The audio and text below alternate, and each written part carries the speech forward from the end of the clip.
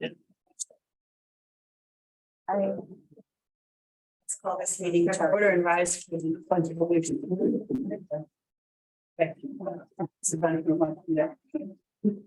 I pledge allegiance to the flag of the United States of America, and to the republic for which it stands, one nation, under God, indivisible, with liberty and justice for all. Welcome, everyone. If it gets too hot or too cold, feel free to speak up. Because it was nice and cool in here, but now the room is full. So need to do a moment of silence tonight because we don't have anyone we need to be silent about who's passed on. However, instead of that, I just wanted to commend the Pompey Rod and Gun Club. I don't know if people get the Syracuse paper or review part of the Rod and Gun Club, but they do a fundraiser. I think it's 3 of the year. Yep. And 4 Clear Paths for veterans. And they raised $30,000 this year for Clear Path. So I just say kudos to the Rod and Gun Club. And will you tell them who's really behind it? Who is the previous highway superintendent, which is spearheads it, and then Wayne Wilcox, and of course, the whole board stands behind us, and they do a fantastic job. Of their 3rd year, I think, and every year they're spending Well, it's about an amazing amount of $5,000. money from Rod and Gun Club. So good for you guys. Good for them. Renee, I know, Diana, I know what you're gonna tell me. Go You do? ahead. I think so. Ray Randall's wife Jane Yes, passed yes. away. Yes. That's right. Yes. So Ray Randall's been our Board of Assessment Review Chair for many years. Delphi Falls resident, very dedicated to his community as his wife Jane.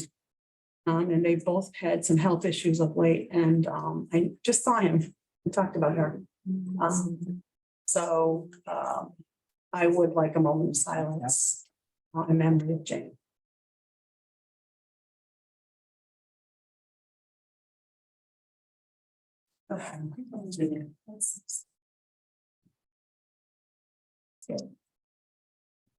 Okay, so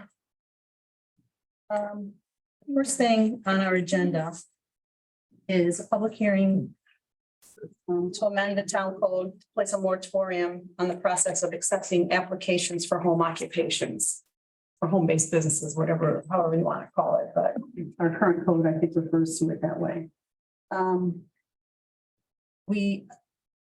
I know this, although I wasn't here last month, this was presented to the board in a resolution. If we're going to be interested in passing a local law, we would have to schedule a public hearing, and that was done last board meeting for today. And if I could ask the town clerk, was an illegal notice sent out? Yeah. Yeah, okay. I think the only thing we need to do is make a motion first to waive the reading of the legal notice. So I'll make a motion to waive the reading of the legal notice. I would second it. Any discussion? All those in favor? Aye. Opposed, motion carried. And I think, and just for the public, anybody who's not familiar with their process, tonight there's actually 2 sign-in sheets, one for public comment at the end of the board meeting, but also one for the home occupancy moratorium public hearing, and they're highlighted so you can tell the difference. If anybody is interested in speaking at the public hearing, which is going to be conducted as soon as we make a motion, then I would ask them want to sign up now, and Tim usually does the roll call. So I would entertain a motion to open the public hearing. Make a motion to open the public hearing. I'll second that. Bill seconds it. Any discussion? All those in favor? Aye. Opposed? Motion carried.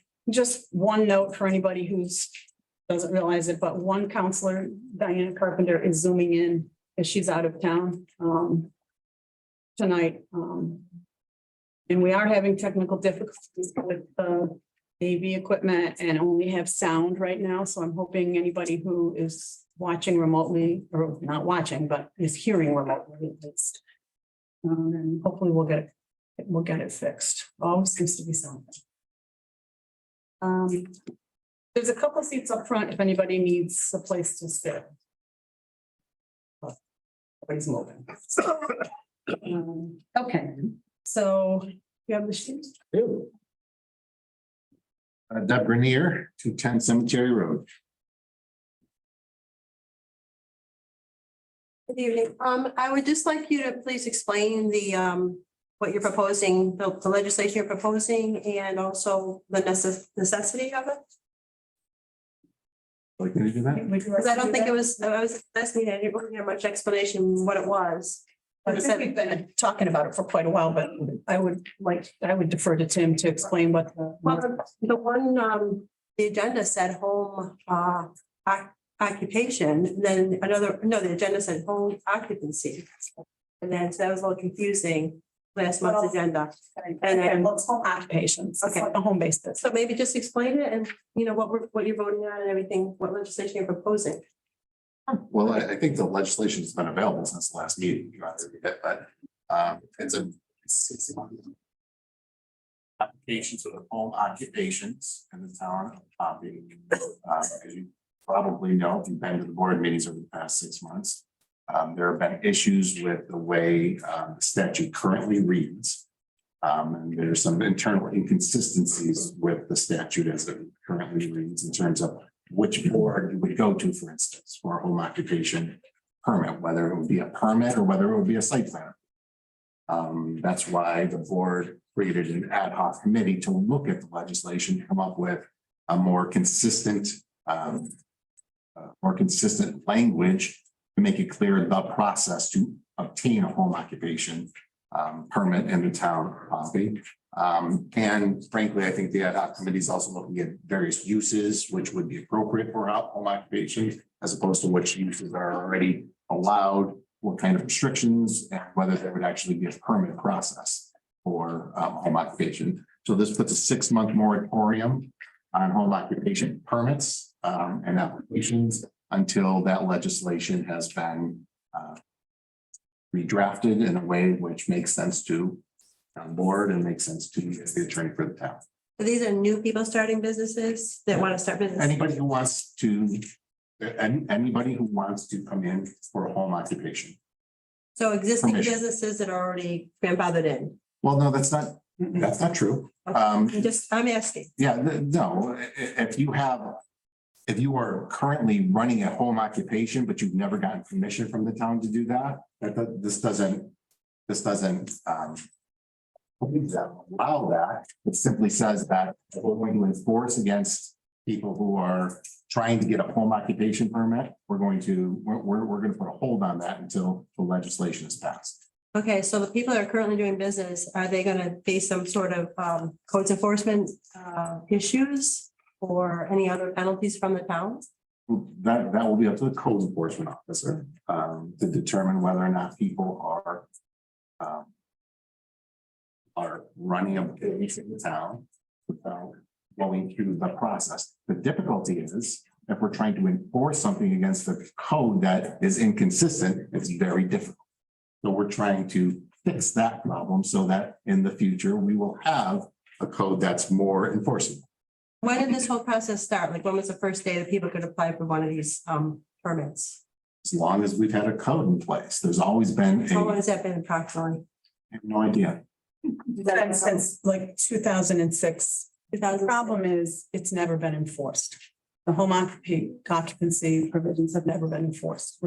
And when someone does come to the town to ask for an application, there isn't one for us. There was never one when we took office. 4 years ago, 3.5 years ago. There was not an application. There was not an application. And I've been through this a number of times explaining it, but I'll explain it again. How we came to this point was people have come to the town asking to apply because they want a home business and there's a statute on the books. But the statute is convoluted. it doesn't make any sense as to how you go about it. So in trying to come up with an application that someone could use to apply for a home-based business, the realization, it became really clear that this wasn't a workable statute. I So- personally know a person that was shut down from starting a small business. Oh, wait, Why? stop, The stop, supervisor. stop. You are not allowed to just speak up. You have to wait. This is a public comment period. We had one person from the public commenting. Now the supervisor is speaking. If you want to speak, you should sign in right here. You'll have an opportunity to speak.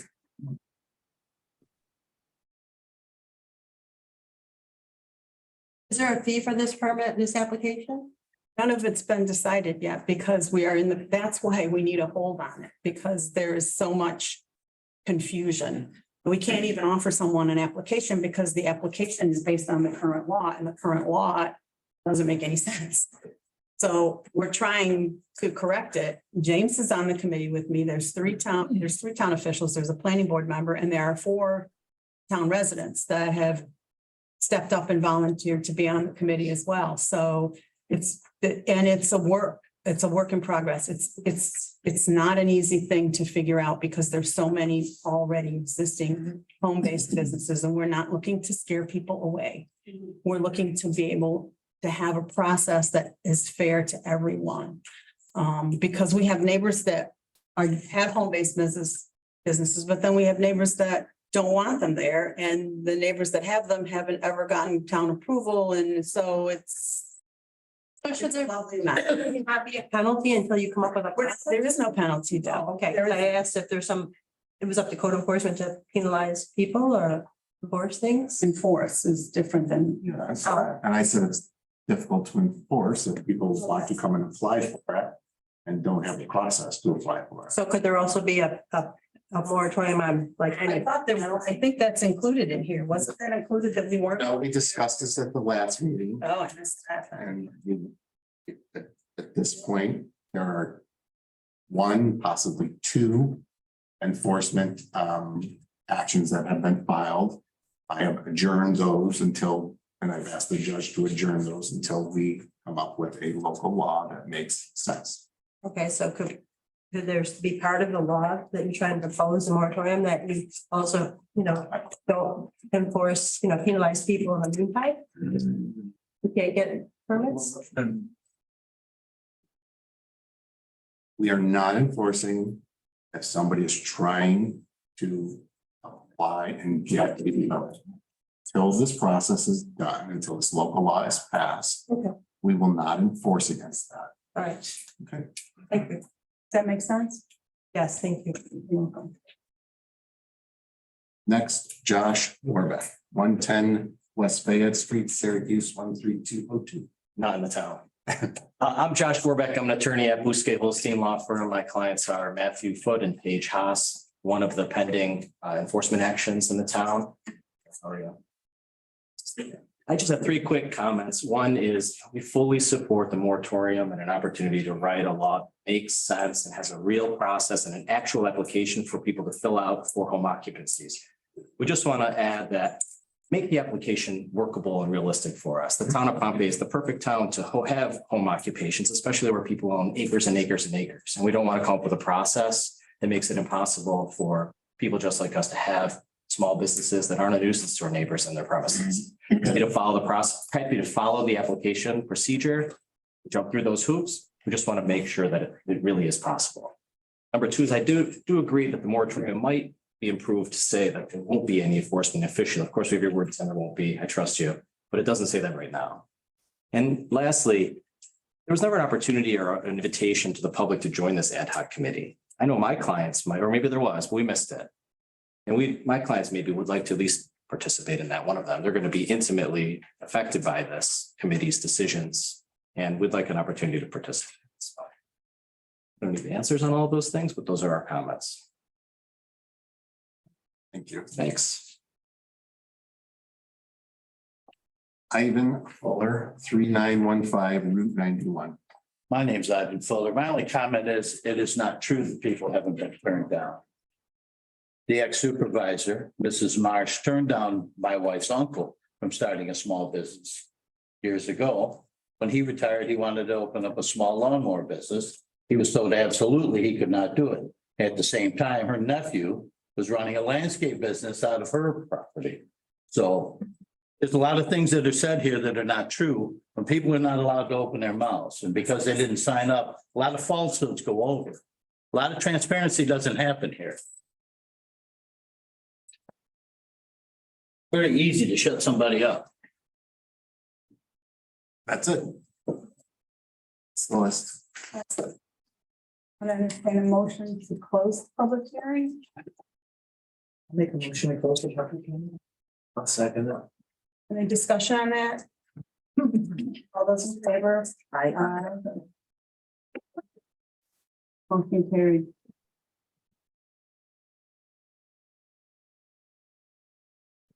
So, board members, I don't know if we typically don't necessarily vote the same night that we have a public hearing, but we usually have more input.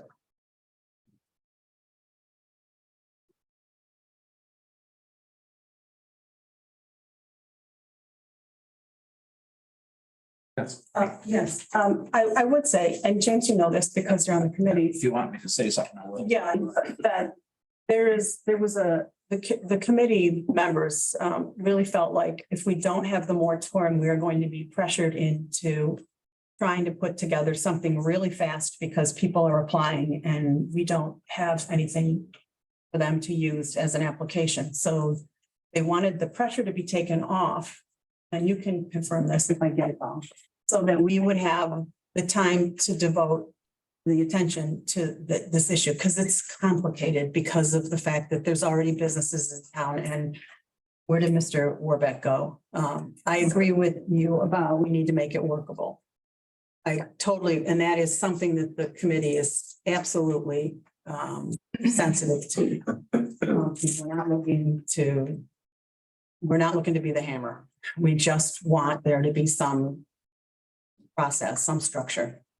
I'm gonna add to it just a little and backtrack here more. We had a point where we were going through different code enforcers. There was no code enforcer. So there was and this was before I even got on here, there was a fair point where we basically had no real code enforcement. We got new ones. He started doing his job, started finding some problems. And when these problems started getting investigating, they found out that they're, some of these people, it was not clear on how to get permits. Some of them were trying to rectify their issue and saying, okay, well, I'm gonna go through the process to get the permits. But then it was like, wasn't clear which board, if it went for the zoning or the planning board or where it was really, it was not at all clear how to get one, and there was no real way to make it clear. So now the committee is going through this whole process. I'm trying to find an exact way not to be overburdening some and allow them, but there are some that could be considered, I guess, intrusive to neighbors, and we're trying to think about that. It's like, and what our committee is talking about is like, this particular business might be fine on, Ridge Road where you have 100 acres, but it might not be fine on Warren Delphi Road where you're next to 50 people within, half a mile, 50 houses. I'm trying to say, so we're trying to look at it. So what ones that could be considered intrusive to neighbors, there's a way that they could come through with like a site plan thing or ways to, still work through the system and possibly get one. If it met things where some people might be able to get one fairly easy if they're in the right spot. And we have people from different viewpoints and walks of life on this committee. So we're having lively discussions about what should be and shouldn't be. But it's not something that we can come up with in just a couple meetings, and we don't want to because we're gonna miss, it's gonna be another law like the one we're looking at that they made back in 2012 or whenever it was. And it, and I think they had good intentions then, but they never followed it up with an application. So we're trying to fix that problem. And the only real way is to just put everything on hold until we get this done, and then hopefully it'll be a workable system. And one of the things we're really working on is if you're, and we're really looking at impact.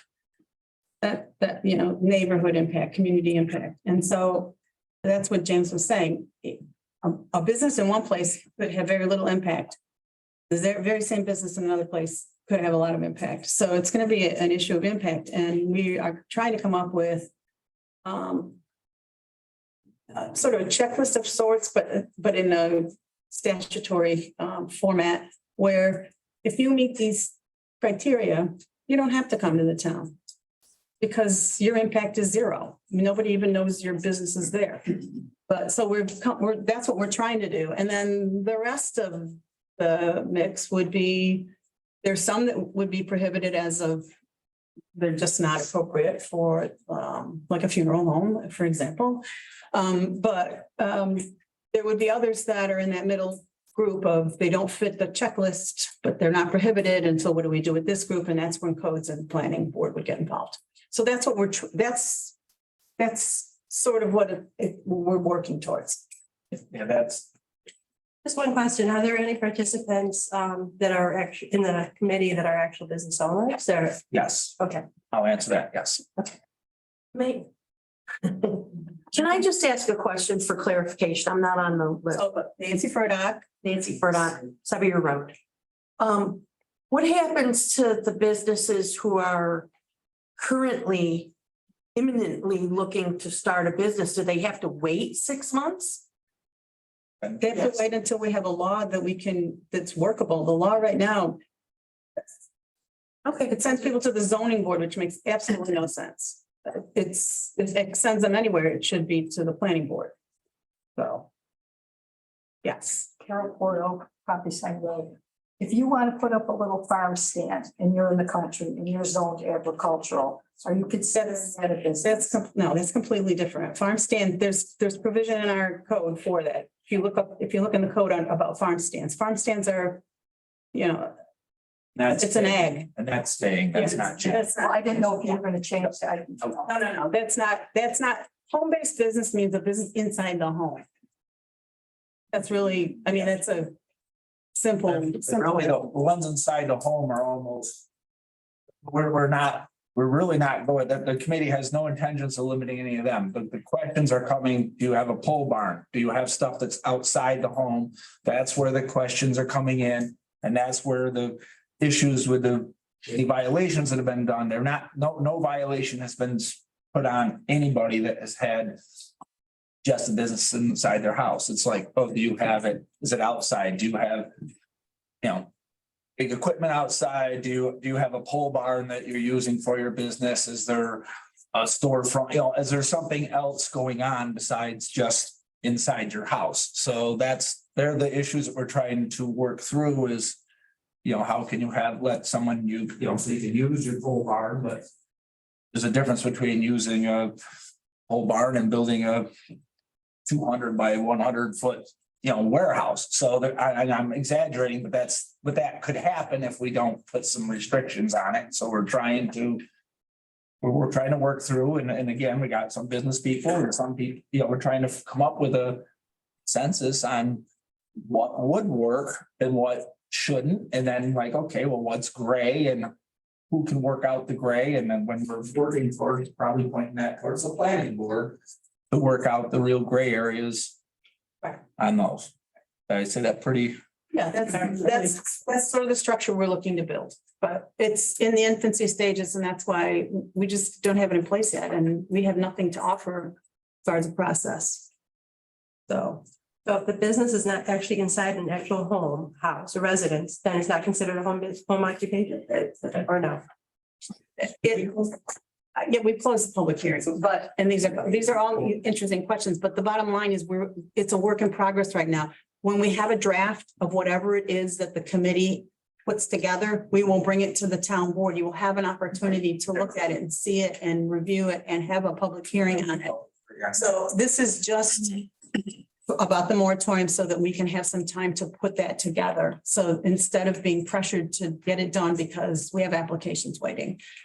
So, and that was a unanimous decision by the committee. It wasn't just Yes. everybody. Yeah, everybody felt we needed more time, because at first we were thinking, can we bang this off by like July, get it done? And after just a few meetings, we knew that's not possible. You're talking too much, and we need to have real discussions. We don't want to throw together a law like what we were looking at from 2012. We wanted to better. I think it was older than that, but That was the last, I don't remember, whatever year it was. For some reason that stuck in my head. Yeah. so. I don't see why we couldn't vote on this tonight because I don't think it's a complicated matter, but I don't want to be the only I'll one. make a motion that we vote for the moratorium on the home occupation. I'll second it. Is there any discussion? Diana, do you want to weigh in on anything? No, Great. I'm good. I agree with the moratorium. Okay. All those in favor? Aye. Aye. Opposed? Aye. Local law for moratorium on home-based or home occupations is passed. And that becomes effective When it's filed. when it's filed. Yeah. Within 20 days, Vicky has to file it. That's right. Okay. When it's filed, it's like Thursday. Okay. Hold on one second while I write that down. Okay, next on the agenda is the Seaboard Tier 3 solar farm application. Seaboard is asked to have the matter put on the agenda for tonight, so I will defer to Sean. I'm going to draw a blank on your last name. Present. Thank you. You heard. Thank you. Would it be all right to grab the easel from the back? Sure. One thing I have to report. Would it be just as easy to put it in front of the zoning map there? Or do you want it for us to see? You won't be able to see it. Okay. Would you mind? Want me to hold it here? Oh, that's second. You sure? Okay. Interesting. That's right. That's up to the official board. At any rate, Sean Brazo, 7,000 Frank Long Road, president of Seaboard Solar. Thank you for allowing me to speak with you tonight. I'm here really for two reasons. One, as you mentioned, to formally request that we be put on the agenda for a town meeting to vote on including our solar proposal into the town solar overlay. We'd ask for a date for that so that we can plan to be here. And secondly, I'd like to just make some comments. I have a package that has all this information for each of you at the end of the discussion. But I'd like to make some comments regarding the proposal and our participation to date here with the town. I think it's worth mentioning that our proposal met with unanimous approval of the planning board in its original configuration because it met in every respect with the code that the town board worked so hard to put into place. They recommended unanimously that the board add the site to the town solar overlay. If in fact this project is approved for the overlay and ultimately is approved, which would be, of course, another step, because there's still work to do on the plan. Our solar project would allow the town of Pompey to demonstrate its support to not only national goals, but the goals of the state of New York and New York's Climate Leadership and Community Protection Act, which calls for 70% of New York's electricity to be sourced from renewable energy by 2030. It's not an insignificant goal, and the state is obviously putting quite a priority behind it. It's also worth mentioning that the town solar code, for the record, has been reviewed. There's a memo that was sent to the Pompey board in 2021 that's available online from the Central New York Regional Planning and Development Board, evaluating or responding to questions and concerns and commenting on the code that you put in place and how closely it matches best practice for the state of New York and recommendations put out by NYSERDA. So I know you didn't put it together in any casual fashion. The transition to electric is real and solar is going to be coming one way or the other. We appreciate you considering this project. In an effort to engage town residents near the proposed solar farm who had expressed concerns about various aspects of our proposal and about solar energy in general, we reported to you at our last meeting about our outreach efforts, and I just want to give you an update. We've reached out to 92 neighbors that were selected on the basis of proximity to the solar farm. To date, 57 have returned the receipt on our letter of the 92. 22 have refused to sign and accept the letter, and those letters came back with the return receipt intact. 5 have responded to the letter, and 4 have agreed to discuss the concerns with us directly. And I've met with several of those individuals personally. It's obviously not possible for us to discuss an individual's concerns if they choose not to accept our invitation to do so. And I think we've extended an invitation each time we've spoken. Nevertheless, we have listened to the concerns of the board in our various conversations with you, as well as to those comments from members of the community. Some of those I just want to highlight for you with my response. We've heard numerous times that Seaboard is an industrial solar company from out of town, come to steal your money and leave, or some variation on that theme. We're in fact a small family-owned solar developer business based in rural Connecticut, in a town that actually isn't quite as beautiful as this, but has some of the same characteristics. There are 10 people that are employed by our company. We're under contract with George and Anita on this piece of property on Frank Long Road because they made a specific choice that they wanted that property developed for solar. We take great care in selecting sites that are suitable in lots of ways for solar. This particular site, in fact, is from a number of perspectives. We are requiring zero investment from the town, zero investment from neighbors and town residents. Several people had spoken about the ROI being insufficient of this project. It really needs to be an investment for there to be a return on investment. So there is none. There's no contribution, and in fact, we will be contributing about 75% more tax dollars over what is currently being collected on that property. Another objection has been that the solar farm would take up farmland. This site is not actively farmed. It's not currently farmed, and it doesn't look like it's been farmed, if ever, for some time. No active farmland will be used for this solar farm. Another objection has been solar panels are toxic. This is just simply false. Solar photovoltaic panels, as opposed to solar hot water panels, generate electricity, but are not toxic, can leach nothing into the groundwater or into the air. Supporting information can be found in that same memo that I referenced, a copy of which I have for each of you from the Central New York Regional City Development Board.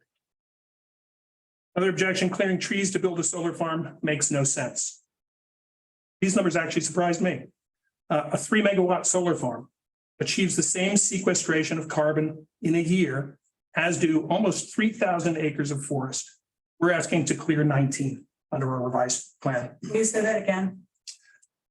A solar farm of 3 megawatts in size achieves the same sequestration of carbon in a year as do 2,993 acres of forest. This comes from the EPA calculator website, and there's a link to that on our solar facts versus fiction document that I've included in the package.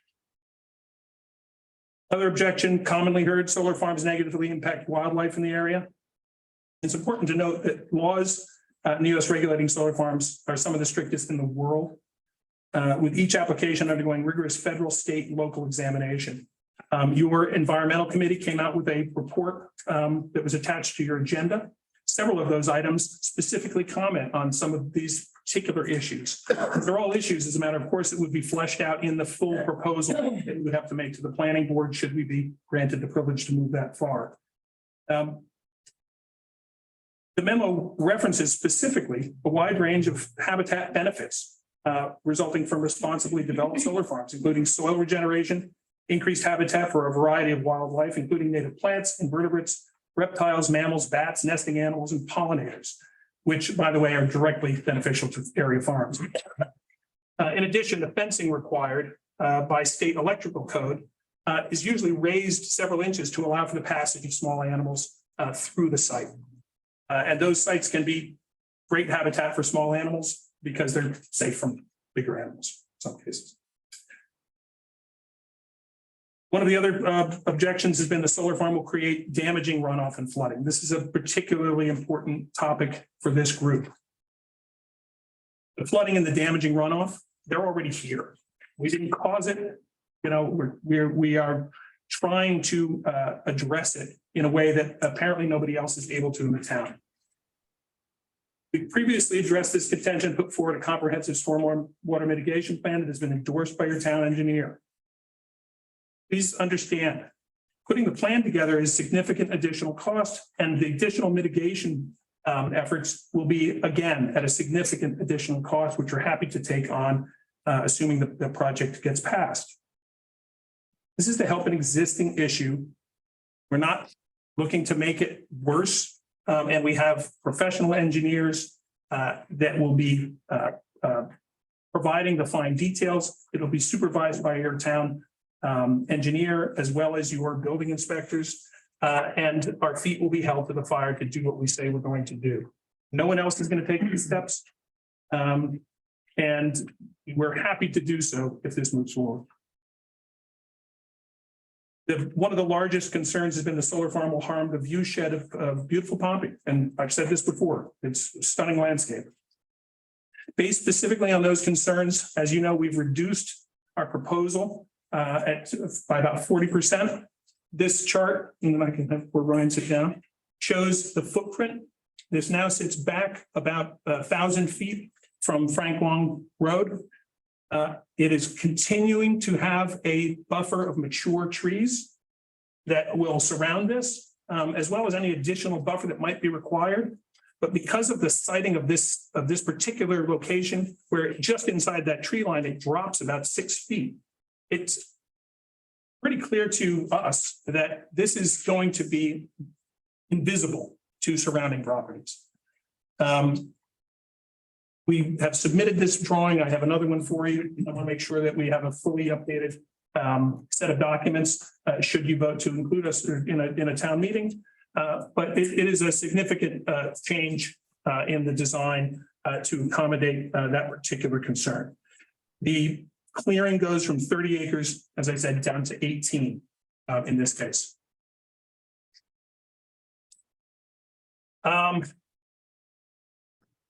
Who will pay to take down the project if it's abandoned? This has come up a number of times. We will be investing something near $5 million in this project. Our willingness to abandon the project is limited, to put it mildly. And the financiers behind us will not allow it to be abandoned. It's important that you understand that a solar farm generates revenue if it's functional. So if the idea that it would be abandoned in place and the town would have to step in is a relatively absurd concept. That said, concerns about our solvency, or if we all get hit by a bus on the way home tonight, you know, or after it's been constructed, we are looking, I know some of you hope that,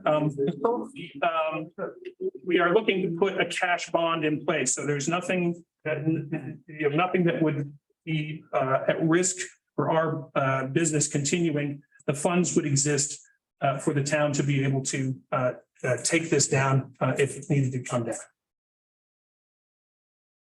And one of the last things that residents have said is there's nothing in it for me.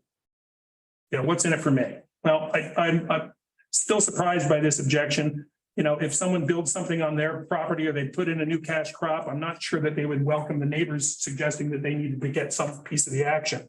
Nevertheless, specifically because one of your board members sent me a report of another town that had partnered with a community solar company to offer discounts on their electricity.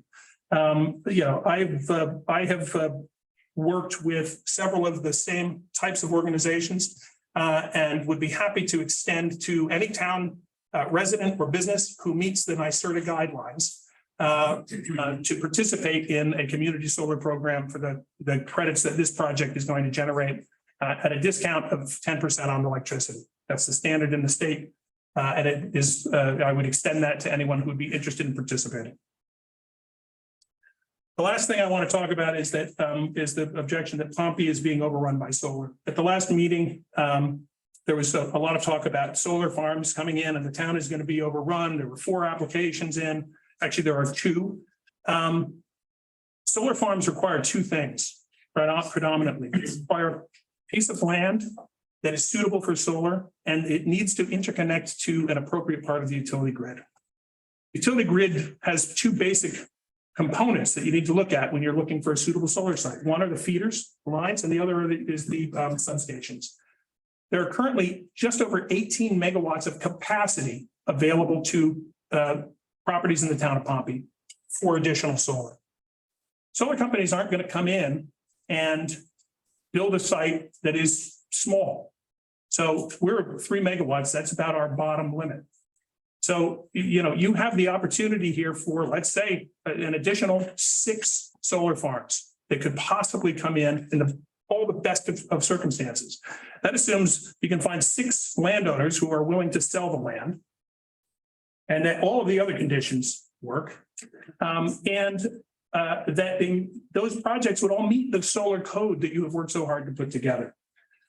I suggest, based on the detailed analysis that we put together, that all of the potential sites that could be used along those feeders are visible by multiple other residents. And that any of those would struggle to pass muster by the board. And that therefore, the likelihood of you being overrun by solar is just not true. Our site, based on the reduced size, the particular siting, and the border is probably the only site in town that is shielded the way it is. So I think it's unlikely at best that you're going to have other solar projects that are going to have any success of coming into town. The last things I would say is as follows. We made a strong effort, I hope, that you recognize, to address the various concerns. We've put forward a fact sheet for people to read to address very specific things. We've offered the additional stormwater runoff plan, mitigation of visual impacts.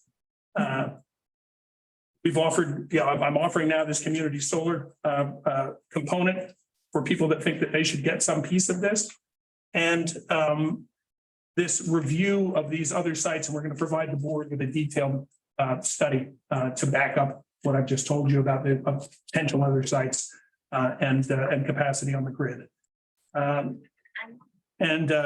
just want to close by thanking you for your patience tonight. I apologize for going long on this. And we hope that you will grant our request for a public hearing and ultimately vote to include us in the town of Pompey. With that, if you like, I can give you copies for each of you. Thank you very much. Thanks. Question.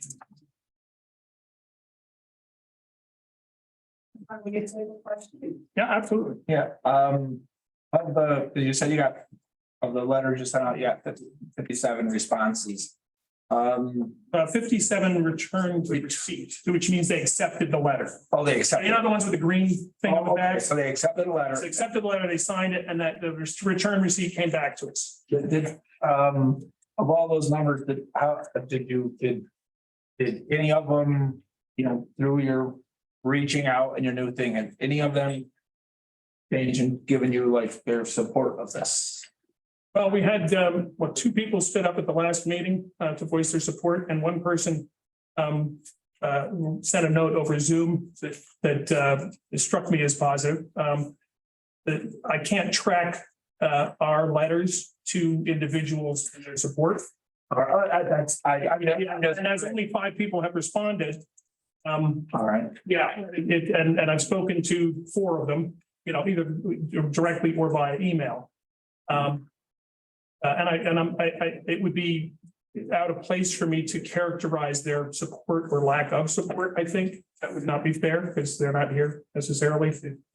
just to say I'm right or I'm lying. So All right, I was just Yeah. wondering what Yeah. type of, because, you've obviously, since the last time you presented here, you shrunk it down, you've changed it. You had a water runoff thing. So I mean, and again, I've probably said before, it's the residents, the neighbors' concerns are one of my biggest concerns. So I'm trying to find out, is any of that resonating with any of them neighbors in that area?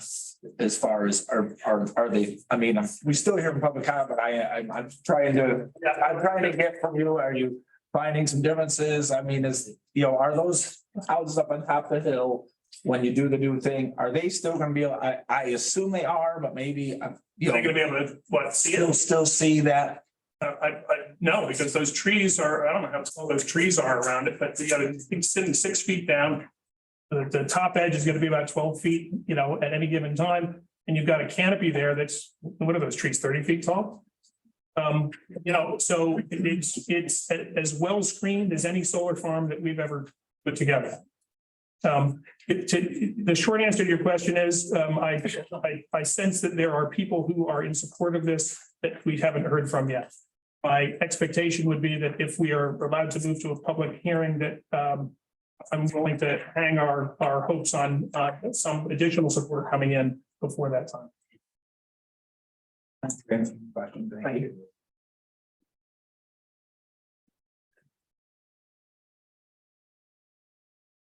So you're asking for a public hearing. Please. Board members, does anyone want to make a motion to hold a public hearing on this matter?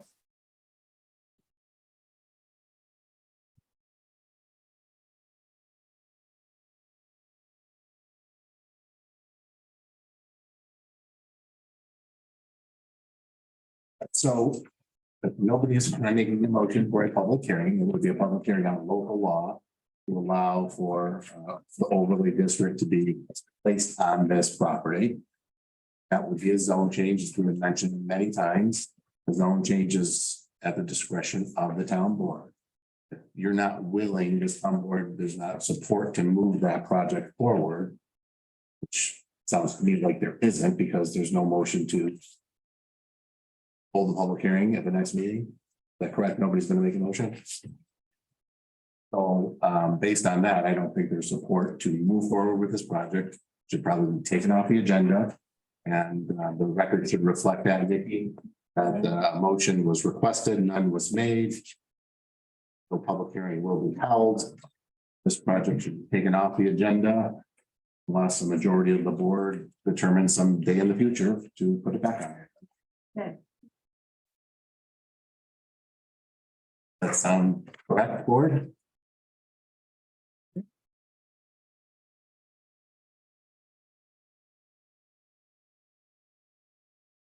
Yes, it does.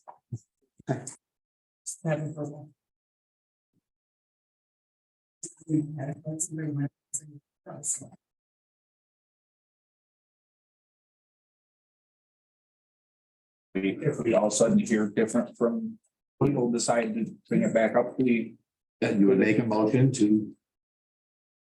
You would make a motion to reinsert it in the next agenda of the next board meeting.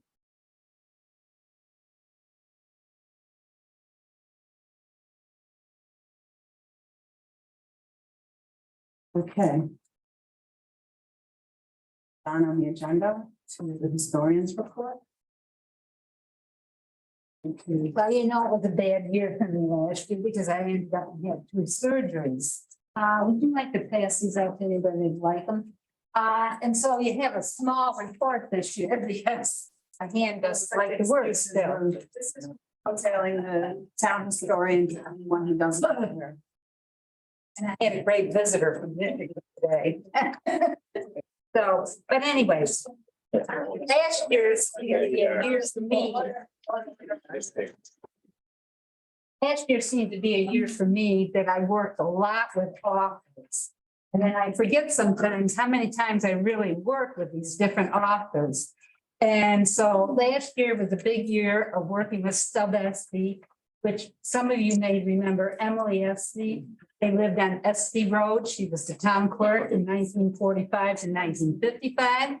And they moved off Esty Road. They moved in the house. It's right north of the Historical Society campus. And in the attic, they found a diary, and it was kept by Daniel W. Holbrook. And once you really start doing your research, you find there was Holbrook farms all over right here on both sides of Route 20 in Pompey Center. So he decided to move his family west in the big westward exit from the town of Pompey, which we find different phases. There's the 1820 exit because, oh, there's too many neighbors and they move. And then you get the 1830s and 40s where they're moving west and they're using the Erie Canal to move west. So a lot of our Pompey people eventually end up in Michigan. And so he went a little farther west, but then he backtracked and he settled in Michigan. Gold rush came in California. So he packed up his duds and left his family in Michigan and took off for the gold rush. And I have here his book, and I recommend it highly. We will have a few copies eventually at the museum because I'm going to have to go to Hamilton to pick them up myself. Finally, his nephew did bring me two, so this is my copy, and I have a copy that I assessed for the museum. But it's just a marvelous read. And his nephew convinced him, not only was he to tell the story of going on the gold rush in his ox-drawn covered wagon, that you got to tell the history of the time. So he tells the history of the time and then he brings it right up to modern times. And he keeps you right on focus. And this is the only book he ever has written. And he's 80 years old and it was published in 2022. And the name, I put it in big bold letters.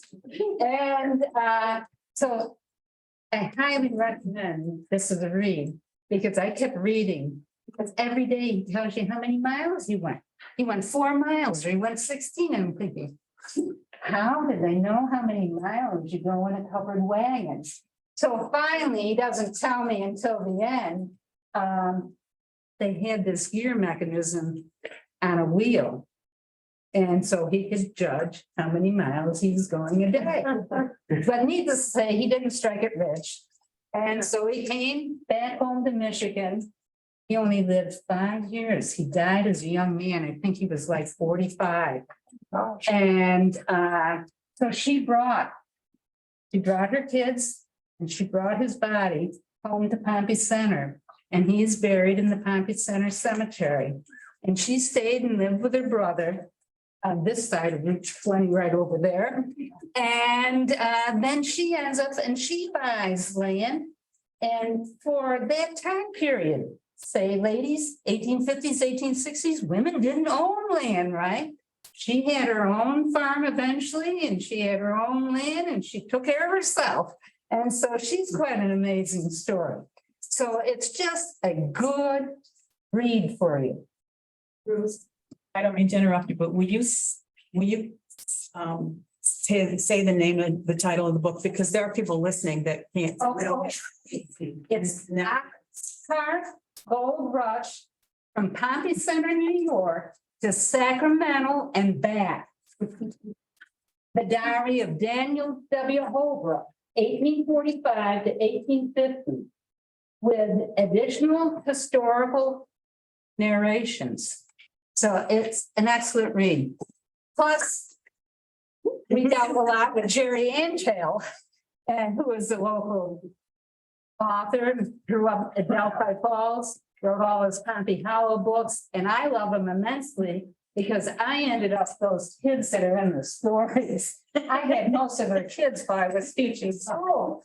I could just read and chuckle away. I said, I can see Baines now on his horse riding out down the road to meet at the White Rock. And so I just enjoyed them immensely. So I recommend those highly if you haven't read them because you will get to relate to all our local people. And it was amazing when we did the White Rock dedication ceremony, how many of those Pompey Howell Book Club guys showed up. They were there in force. They had their picture taken at the White Rock. They enjoyed themselves immensely. And then I've been working with this John McCarthy from Skinny Atlas, who is not last year, but the year before, he was the coach. Parade guy for the Irish parades, St. Patrick's Day parades. So he's real big in the Irish community. He's trying to write a book because he's related to the Burke family. And you all know we got Burke Road, but it was a big block they owned, and it was two brothers. And one lived on Burke Road, the other lived on Gates Road. And if you turn down Sweet Road and you go down, the first old colonial on the right is the Burke Farm. And that's where his roots are. He's related to the Gates Road Burke. And he wants to write a book.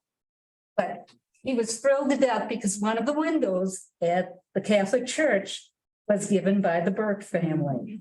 And so he's taken all those pictures because all those windows were given by Irish families, farm families, during the Great Depression in 1929. So can you imagine them coming up with that money at that time period to donate a tech window that was made in Syracuse, New York? And that's why those windows are so important to preserve, because they are, every window is a Keck window. Where Janesville, the Catholic Church only had one or two, but every one of those windows is a Keck window.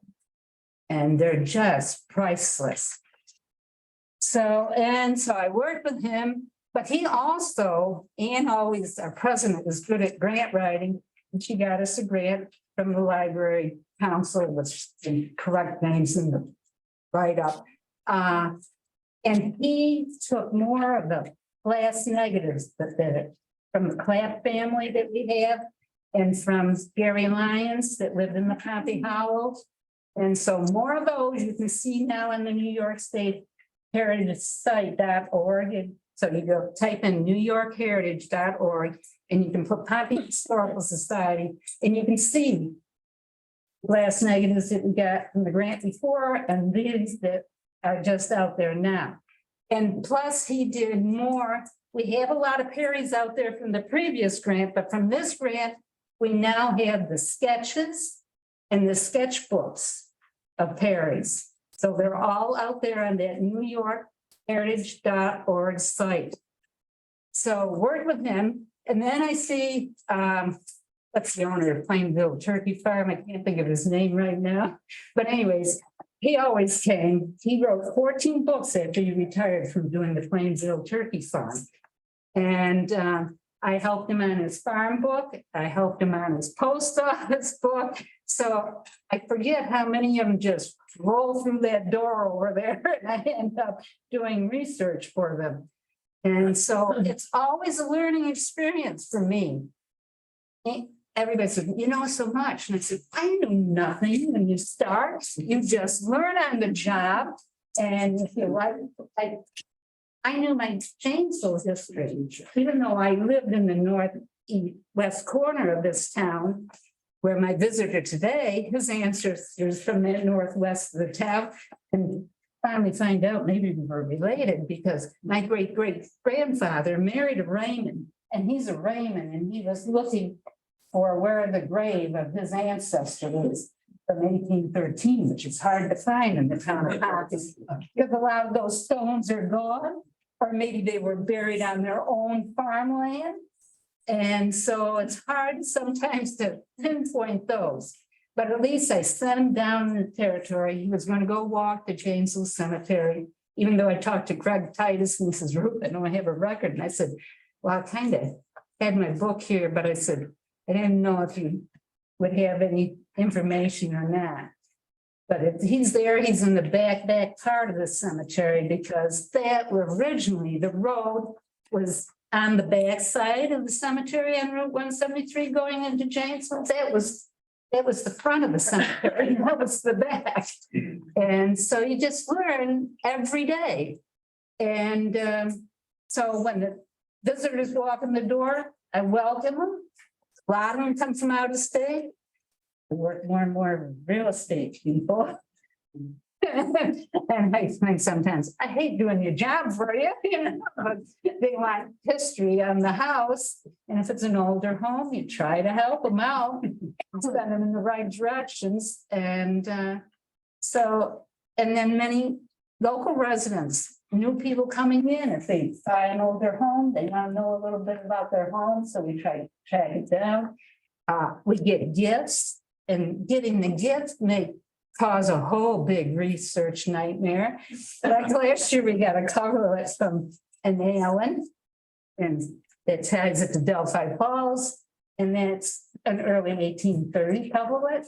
And then that same year, I got another coverlet, and it came from New York City, and it's a carpenter, and there's another Delphi Falls name. So Anne gets right away, she said, oh, there's a linen mill in Delphi, you think they were made right there? And I said, and it'd be kind of nice, but I doubt it highly that they were making coverlets. I said, a lot of times it was a road traveler. They had their wagon, they had their loom. They would just go along the way and stop and ask you if you wanted a coverlet. And if you wanted a coverlet, they would make you one. They'd sell their loom and go to work. And so who knows who the maker was? But anyways, the one that came in the second time, that is excellent because it's dated. And I never can remember if it's 1833 or 38. I twist them up in my brain, but it's in the accession records. And copies there, right in the corner. So it's a beautiful coverlet as far as I'm concerned, because it's really 100% tied to the town. And earlier that you get these autographed quilts, and that was a real nightmare because there was an ancestor name on there, and I was thrilled when it came in because when an Emma cooked, and my dad's mother was a cook, and we tied to the Pompey Howell cooks, the first settlers, and William Cook is buried in the Pease Cemetery, and so you just learn more and more about your family. And I get calls like from Casanova saying, wow, John Laughlin, when he got to town, said he wasn't the first. He says there were 3 guys fishing out in Casanova that were from the town of Pompey. And come to find out, one was Joseph Atwell. And after doing more research on the names on the Pompey autograph quilt, I found out, gee, it wasn't my grandmother, it was her aunt, Emma Cook, that married Joseph Atwell. So she was the granddaughter of William Cook, and he was the grandson of Joseph Atwell, and they had come to town together, and their grandchildren ended up marrying each other, and it's her name on the coverlet. So it makes the quilt earlier than we thought. Because at first, if it was my grandmother, it would have been late 1890s. But it turns out this now, we're more back Civil War or right before the Civil War. And so it matches up with the Delphi quilt. So you just find all kinds of information. And if I don't have a family file and you live in town and you had ancestors or people that have lived here a number of years, then we create a family file for your family and we find information about your family. And so that's how I build up the files across the road. It's by people coming in and their request. And sometimes, and then we. Okay, Ruth. Richard Carnes.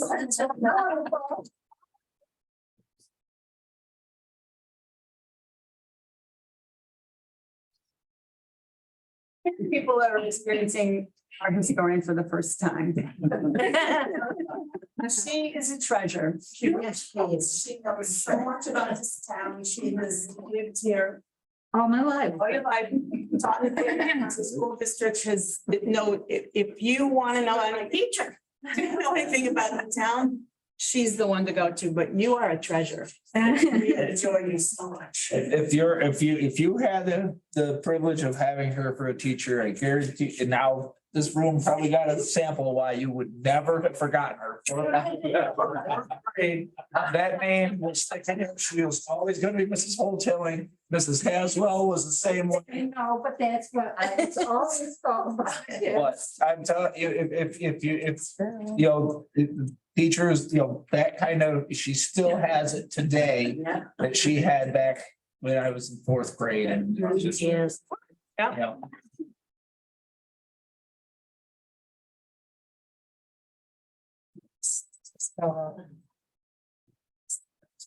Okay, so Moving on. now it's not gonna be exciting. So one thing we need to do is accept the historian's report, but also we will post this on the website. I know where you're going, but just a minute. We'll post this on the website, so anybody who wants to read it, I don't think you need to. Because you got it pretty well summed up here, but if you want, it'll be on the website. I'll make a motion to accept her report. I second it. All those in favor? Aye. Aye. Is Diane still with us? She might be. Yes, I'm still here. Not sure how much longer. My battery's dying.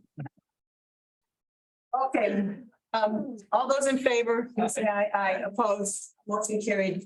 Yeah, Nikki, it's we'll not get bad that. to follow. I know, Like, that's all right. Like, if they'll You're have up next. one question about anything historic, I'm like, you need to call Ruth. Amazing. Just so you know, our town accountant couldn't be here tonight, so Nikki's gonna do his Yeah. his as well as hers. Okay, so if you guys have had the chance to review the draft, I'm looking for acceptance for my 6:13 meeting minute drafts. I'll make a motion.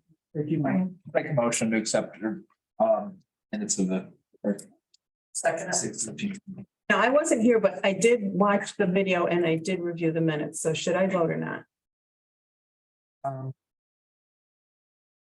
I hate to abstain for no good reason, but I will if you think. If you are comfortable that the minutes are accurate, I am. because you I watched already- them, then fine. Okay, so any discussion other than that? All those in favor? Aye, opposed, motion carried. All right, perfect. I prepared vouchers, so a motion for the payment of bills. I would make a motion to pay the bills as per the abstract and the bills. Everybody have a chance to review? Second up. And seconded, any discussion? All those in favor? Aye, opposed, payment of bills. Okay, on Jim's behalf, approval for the monthly statement for the supervisor for the June 2023 report. I'll make a motion to accept the supervisor's report for June. Any second? I'll second. Okay. Discussion, all those in favor? Aye, opposed. That motion is carried. Nikki, I'll give you this one because I signed it. That should go with Jim's. Thank you. Whoever, that's it. And lastly, bank reconciliation reports for town clerk, tax collector, supervisor account. Make a motion to approve the bank reconciliations. I'll second it. James seconded. All those in favor? Aye. Perfect. Aye. That's all I have. That's okay. Opposed. That motion is carried as well. Okay, VR, you're up. I got just a few. Oh, can I just interrupt? I'm sorry. There's one thing I need to address with the board relative to paying the bills, because I just feel like it's not fair. One of the town businesses has been involved in the Main Street funding the first round one. And who submitted his, he has done his projects, he submitted his reimbursement request to the town, which then has to go to the county. It is, I have been after the county and after the county, what's the problem? Why have we not gotten a check back to then pay him for? Apparently, it's stuck in finance for reasons that don't make any sense to me, that relate to the fact that the one person is telling me they don't have our disability workers' comp form. Meanwhile, I've sent it to the other person there for a different contract with the county, so they should have it. So would the board, and if this is legit, be willing, once that money gets here, allowing me to pay him, because this is out of pocket for him and it's a significant amount of money. And it's for Wayne Clark. So I don't know if that's allowed to, I brought the file, so if you wanted to know what the amount was but I just feel like he's done everything he's supposed to do. He's the second one out of the 5 to have finished his projects. The other, I'm not sure what's happening, but full payment, he's out $16,700. How much? $16,700. The abstract is. It's not on the ads. I haven't done it yet because What did go on the abstract? Yes. probably, right? I just can't, I mean, otherwise I'm gonna call a special meeting of this board the minute that money gets here, because I can't stand that he's been waiting since the beginning of May for this money. And I don't know how else I told him I don't know what else to do because my hands are tied. I don't have the funds. And I talked to Jim Pompo about being able to front the money to him, and then the town, when the money comes in, we get it back. But I knew that was a no-go, but I asked anyway. So I tried everything I can think of, and the only thing I could think of was if we could somehow approve. No. I don't. I have to be honest, I am No, not, that's good. I'm not an expert in town budgeting. But it's my understanding that no town funds can be spent until the town board views them and puts it on the abstract for its approval. That's, but if I hadn't, I mean, I would have looked into it before, but I think that's what the rule is. Just board members know that I will probably request a special meeting just so we can pay him. Because Okay, I can't see him waiting another month. Diana? When do you expect? I'm in agreement. I don't even know because I called the person who sent me an email saying we need these things because they expired as of the end of the year. I already sent them in once. So the other person wasn't in the office. She was gonna call me back today. She didn't. So I don't know what the status is of in their office, but I will guarantee you that I will do everything in my power to get that check issued by Friday. Which is the day finance does the check. So but if it is, and it comes here and it's positive, then I want to pay it. Probably next week. Yeah, I mean, if it's like close to the next meeting, we might. No, I know. I'm just, that's a lot of money to be out. And it's been 8 weeks. since I Yeah. watched the mail. Like Yeah. it's. And and it's not for lack of inquiry, but we've mostly been working with community development, and then they said it went to finance and he didn't know why it was held up. And the next thing I know, I get an email from finance saying we need these documents. And I'm like, I already sent you those documents for a different contract. Don't you keep those things filed somewhere? So anyway, that's the story with that. And I just felt compelled to see if I could do something for him before we moved on. See, I can tell you from doing other things that are always come back from the state or wherever else. It's like nothing ever comes as quick as they say. Well, but it's been, and we've already paid this year another check, and they didn't ask for the same documents. So I don't know what's going on, but and the other thing I just wanted to briefly mention, because Jim's not here to tell you, we did get our first half of the year's mortgage tax check for 81,000, I think, and change, which is nice. But it's about 10,000 less than we were hoping to get. So we're going to be a little bit short on revenue in that line unless the second half of the year picks up, because we budgeted 180,000 for that because of the previous year's complete windfalls that we were getting. And this wasn't even close to a windfall, but we're not there. But the other piece is that because of the money sitting in NICLAS, that's the town's money, and the interest rates, we made $11,000 in interest this month. So hopefully it not only will balance out, but actually it'll be okay. But so I just wanted to bring those two things up. Okay. Now we are, sorry. Thank you. You're welcome. So I'm looking for board approval to amend the original 284 agreement for the expenditure of highway monies. Reason being is because of the increase of TIPS monies, the pave New York EWR. We get through the state has changed the total amount. Therefore, it has to be correctly reported with this agreement. If I have the correct numbers, which you guys, I think all have. Yeah. So I just need that approved. Okay, I would make a motion to approve the amendment to the 284 agreement for 2023 as per the document that the has provided. All the board members have a chance to look at it. Yes. I'll second it. Any discussion? All those in favor? Aye. Opposed, motion carried to amend the 284 agreement. And then there needs to be a budget transfer that goes along with this? Yes. That's gotta be approved as well. Okay, Because of this, we gotta move from DA 3501, the Consolidated Highway Improvement Program. 128,313 to the DA 5112.2 for capital improvements. which means nothing to you. No, it'll just cover this agreement until we apply for this CHIPS money, and then when we get it back from the state, it'll be reimbursed into this fund. Okay. I need a motion on. I'll make a motion to approve the transfer. Anybody want a second? I'll second it. Any second, all those in favor? Aye, opposed, motion carried. Last one I would like to bring up is the purchase of a 2023 Chevy 2500 HD Custom for $46,267.72 on state contract PC 68952. And this will be replacing my 2018 Chevrolet. Which goes to the crew. That'll go to the crew and then the Ford will be sold. My truck's got about 130,000 on it, and the last bill for all electrical repairs is about $3,500, so.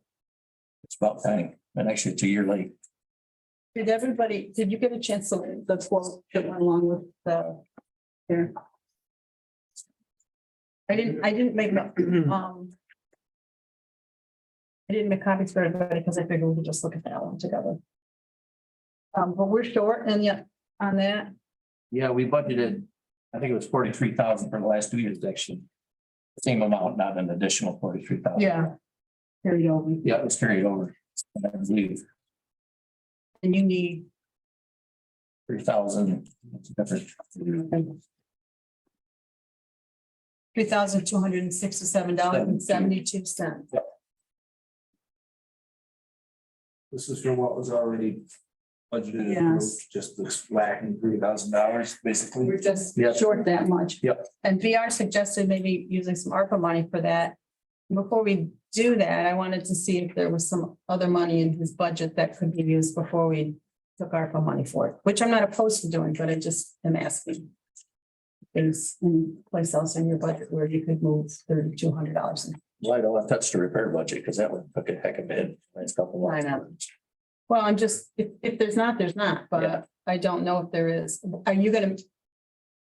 You're gonna, make the purchase when you're gonna pay, when do we need to pay? If this isn't stock, That's what I was gonna say. This is not like we're gonna order it and wait. no, this they had, it's 2023, now 2024 is out, so this one's been sitting on the lot. That's kind of the reason why I went with it. Out of Van Bortle too, sorry.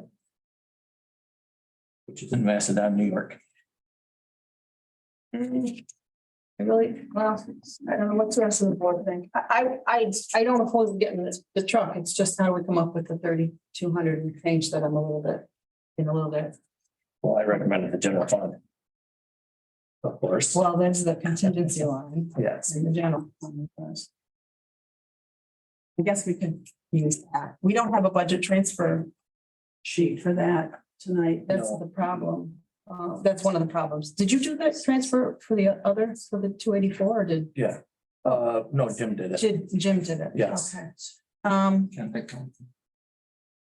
It can come from Yeah. ARPA funds. We're really working as a group. There's a group of us working on coming up with a plan for use of that money. We have, was it 680,000 that's sitting? Earning us significant interest, but I'm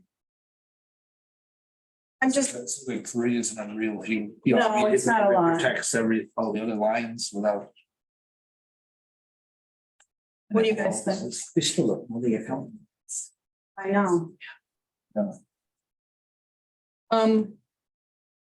Can you hold this off till next week? Let's get some more information and when we do the special Special meeting. meeting, that's fine. Let's do that then. As long as I can get a letter of intent to hold this truck. I don't want to lose it, that's all. Otherwise I'll wait another 6, 8 months Okay, if I gotta order one. can we do a letter of intent? Committing us to, I mean, we're gonna buy it, but it's just a matter of how we pay for it. So you can authorize PR to send a letter of intent to the dealer, I guess, in this case. Yep. It's his intention to purchase the truck upon town board approval. Which would hopefully be next week, so we'll talk Okay, between now and then. that's fine. All right, I'll make that motion. and I would second it. Any discussion, any further discussion? All those in favor? Aye. Aye, opposed, motion carried. Okay, the only thing. That's it. On codes and who, I know nobody's here. Is the codes report, Nancy asked, I know at last meeting about being able to get the report. It was, the more detailed report was part of the information package this month. Because I talked to Tim about being able to release that. Said anytime you make an application to the town, it becomes public record, so. Unless there's something proprietary or. Yeah, so even though there's names and addresses on here. I saw that, you're getting it.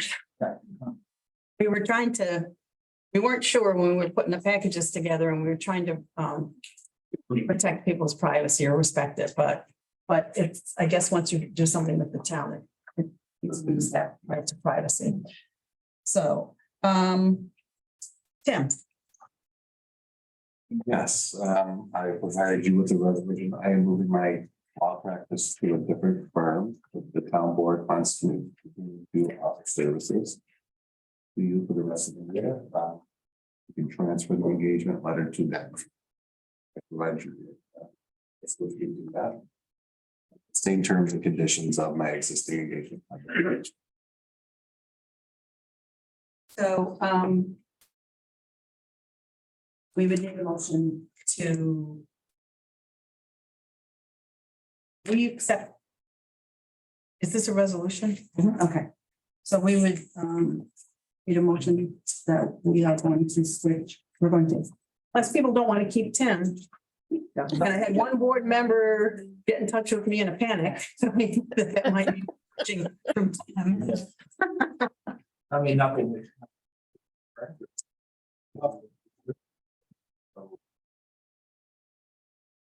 It's the same terms and conditions. I thought you said August 1 was the date you're moving, but this says August 31, and No, it's August 1. that needs to be just corrected on this. I can change that. That's my fault. You already sent me the resolution. I can Okay, just put it out there. Yeah. It's August 1st. Okay. That's what I. So I would entertain a motion I'll to make it. hire Harris Beach. I'll second. Any discussion? Diana, nothing? Okay, all those in favor? Aye, opposed? Motion carried. I would have been that board member in a panic.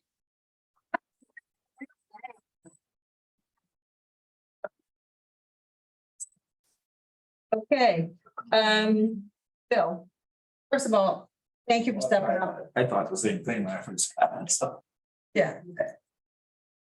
Yeah, and when he said Harris Beach, I was like, is that, what does that mean? All good. So, Bill graciously agreed to represent the town at a county comprehensive plan meeting. So if he wants to give a short. Yeah, and I would consider it stepping up because Ruth, it wasn't anywhere nearly as interesting. as it's a county master plan and my goal in going there is to try and understand how it applies to the town of Pompey, which was not easy to decipher because, most of what was talked about was in regards to Micron and in anticipation of Micron coming. And it had a lot to do with lack of housing stock within the county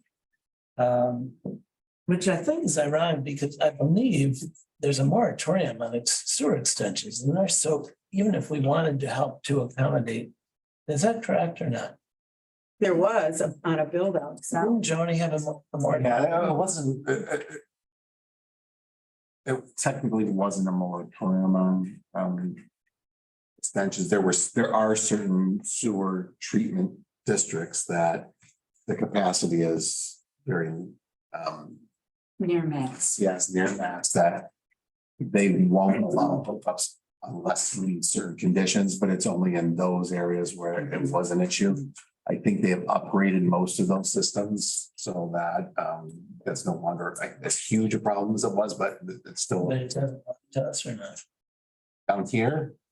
In terms of whether we, I mean, if we're gonna try to help them accommodate yeah, the lack of. well, we don't have a lot of, other than in the preserve and those areas, we don't have a lot of public sewer, so it's not a real problem for us. Really, it becomes an issue when you're doing a subdivision. And you're putting in houses that are going to require public sewer. What's the treatment plan for the preserve? Meadowbrook? Yeah. And I don't know if that's one of them that wasn't an issue. I know that's why their sewer lease, the sewer consolidation leases were focusing on this area first, was because it was Meadowbrook. Yeah. That has they were at capacity. Sewer capacity issues. So that was one part of the implication for the town of Pompey is how we might help them accommodate, the lack of housing. There was emphasis on keeping things local, which I would interpret as farming, it would be the only implication for us. There was discussion on cluster housing, which is what we do down the preserve. Where you get the same density, but you cluster the houses closer to smaller lots. And then there was discussion about outside investors buying up a lot of the housing stock, which I don't think really applies to us here. That's more in other parts of the county. At least that I'm So it's aware of. now. Down this way, yeah. That was interpretation of how it. Town of Pompey. But it had a lot to do with like her, Yeah. it's an anticipation of even more or less housing stock relative to demand. Okay, thanks, Bill. Diana, do you want to, are you there? Well, you've been working on the signage for the hamlets and the town, because we really need some updates out here. Yep, so I can't see you guys. I guess you can see me. So this is a project that was started a couple months ago and then forgot about. Now we're really vamping it up again. And that's putting up signage in all the hamlets. It started because the Delphi Falls sign is falling apart. And so between Renee and I and talking, we thought we could come up with a more aesthetic sign for all of the hamlets. So we're working with Nancy Abbott to get a draft. I don't know what I'm saying. To come up with an idea for the graphics and what the signs should look like. So is BR still there? Because I can't. Yeah, I'm here. All right, so I need to get a hold of you. We need to get an inventory of what our current signs are.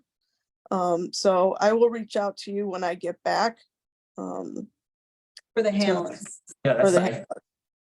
Come on Okay, up, Sammy. okay, And Ruth, what we thought about for each hamlet was to try and come up with an insignia that would go on each of the signs that was specific to that hamlet, like Delphi Falls, maybe a waterfall, something, but you might be able to help us with like what each hamlet might represent. okay. You just don't want to keep it consistent like all the other towns? Well, I mean, the hamlets, we could do you mean all the other towns and like in the county? Yeah. We have entering the town of Pompey signs on the state roads. Okay, so, But this is for just the hamlets, the 5 hamlets. okay, Village Delphi. okay. Pompey Hill, Pompey Center, Watervale and Orange Station. So, Well, I would think Delphi, maybe you do Maxwell Mills. okay, well, we'll talk. Yeah. But hopefully we'll come back next month with a proposal for with Nancy and on how to, on what to do with that. And we're also working on the sign out front here. The dilapidated sign out front here that is bolted together to plywood, but that needs to be replaced in the works way. So but thanks for working on that and I'll give you more updates as I get them. okay. So Anne, moving on. Bill and I met a couple weeks ago with them and reviewed last year's supervisor's records. We did the highway department and the general fund from the state controller's request, and everything's in good shape, right, Bill? You want to look these over? Okay. Those were contract and Record. records. Okay. That's been the end of 22.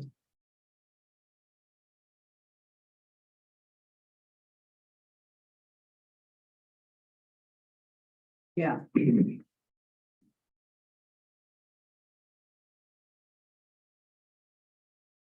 need a motion to accept those audits.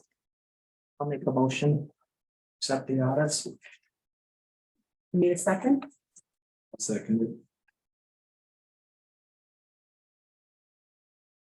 Any discussion? I know you can't see him, Diana. I don't, this was, Yeah, so I can't see it, so I'm not even I don't gonna know if you're vote. gonna vote on this, yeah. But Lisa's came just with us today. All those in favor of accepting the audits on the supervisor's books for last year? Aye. Opposed, motion carried. 30 Ms. Timothy? Yes. Okay. They got it compiled. Yeah, that'll be fine. Okay. Old business. So I listened to the board meeting last month and know that there was quite a discussion about the credit card policy. And so I took this and I took a little liberty with the draft. Just to cut out so much of the verbiage. It was so repetitive, so and switch to the term authorized user for anybody that is allowed to have a credit card, which is right in the first purpose section.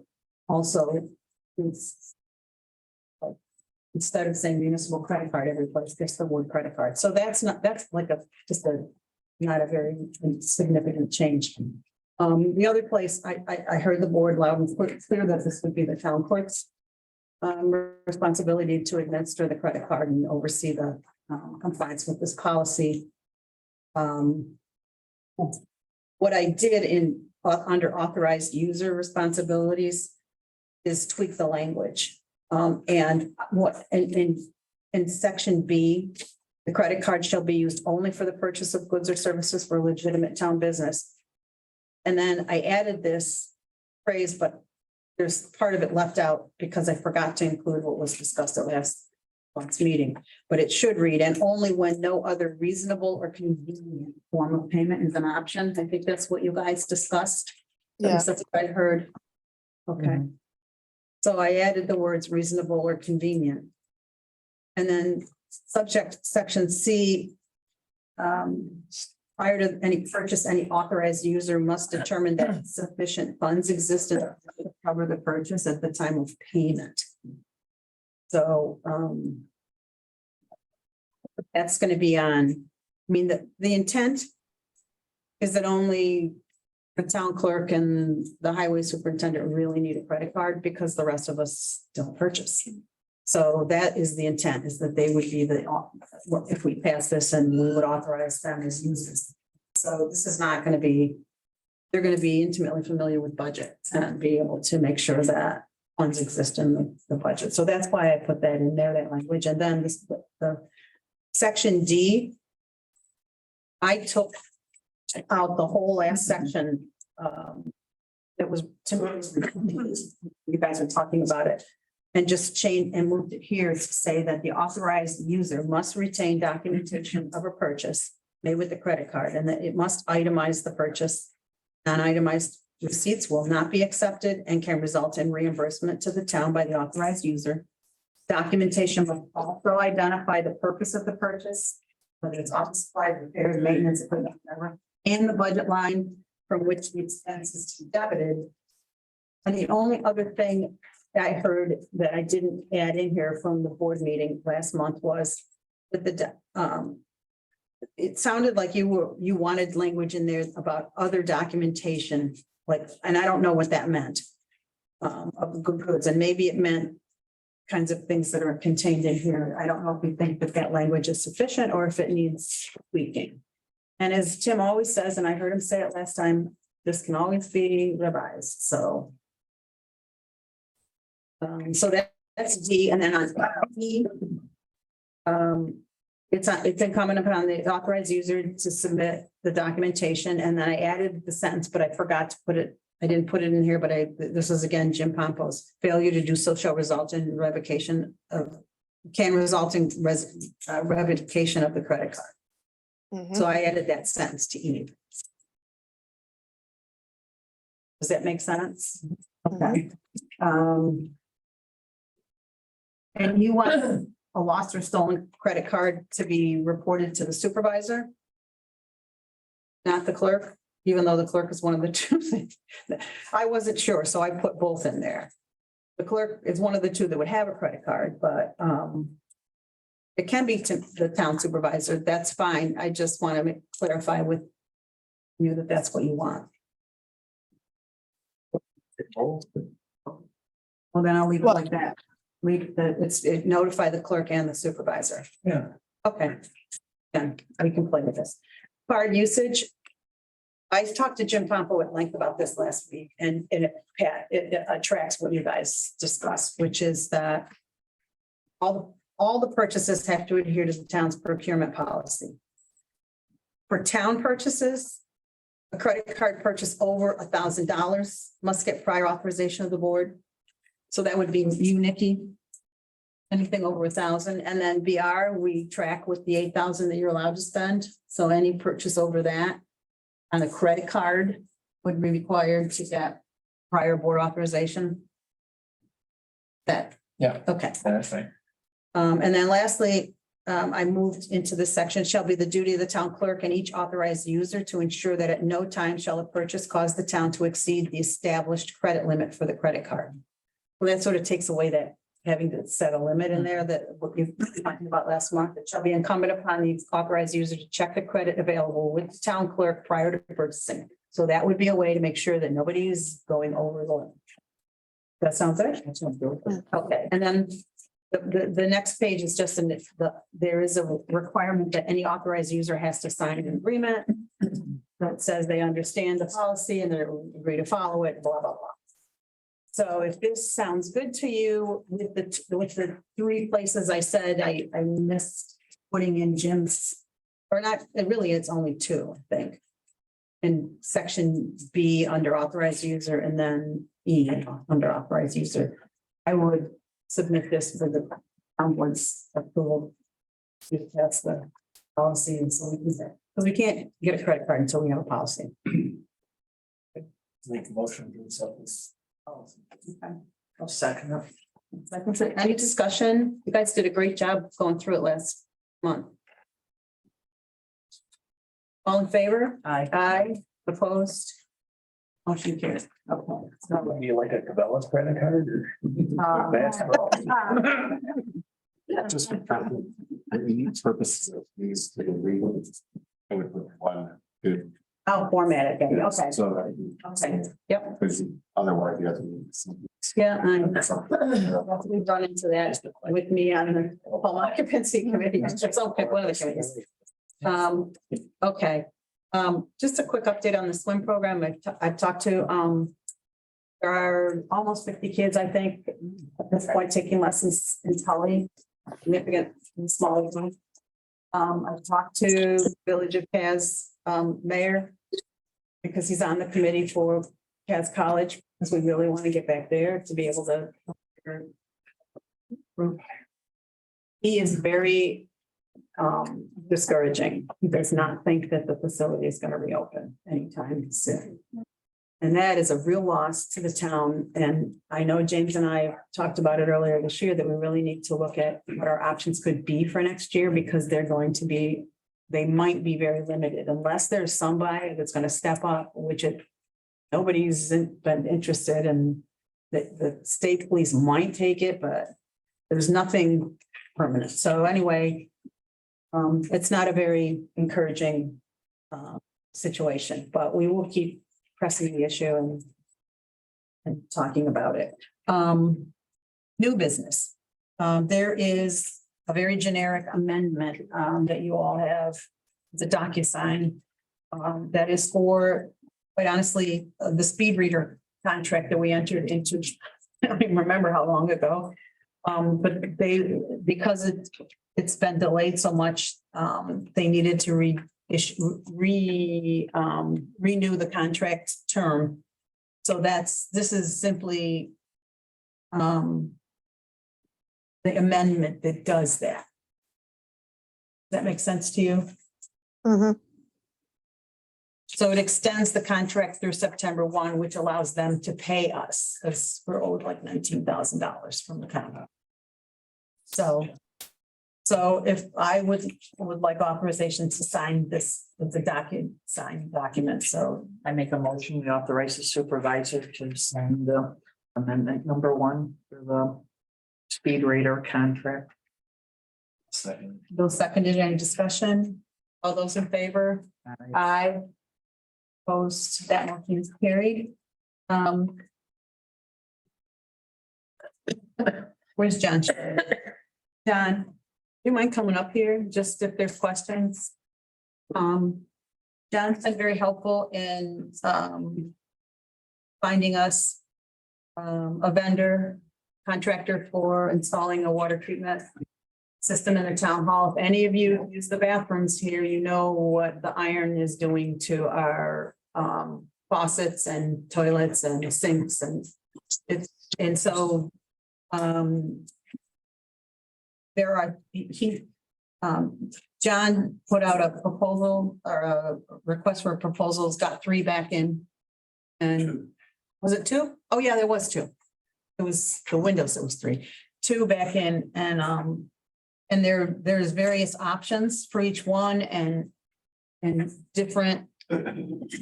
One would allow one vendor or contractor to get it, one would allow the other, but if you could explain which one you're recommending and which vendor. Well, it's basically for a similar system that was in Highway Garage now, and it's not going to provide drinkable water.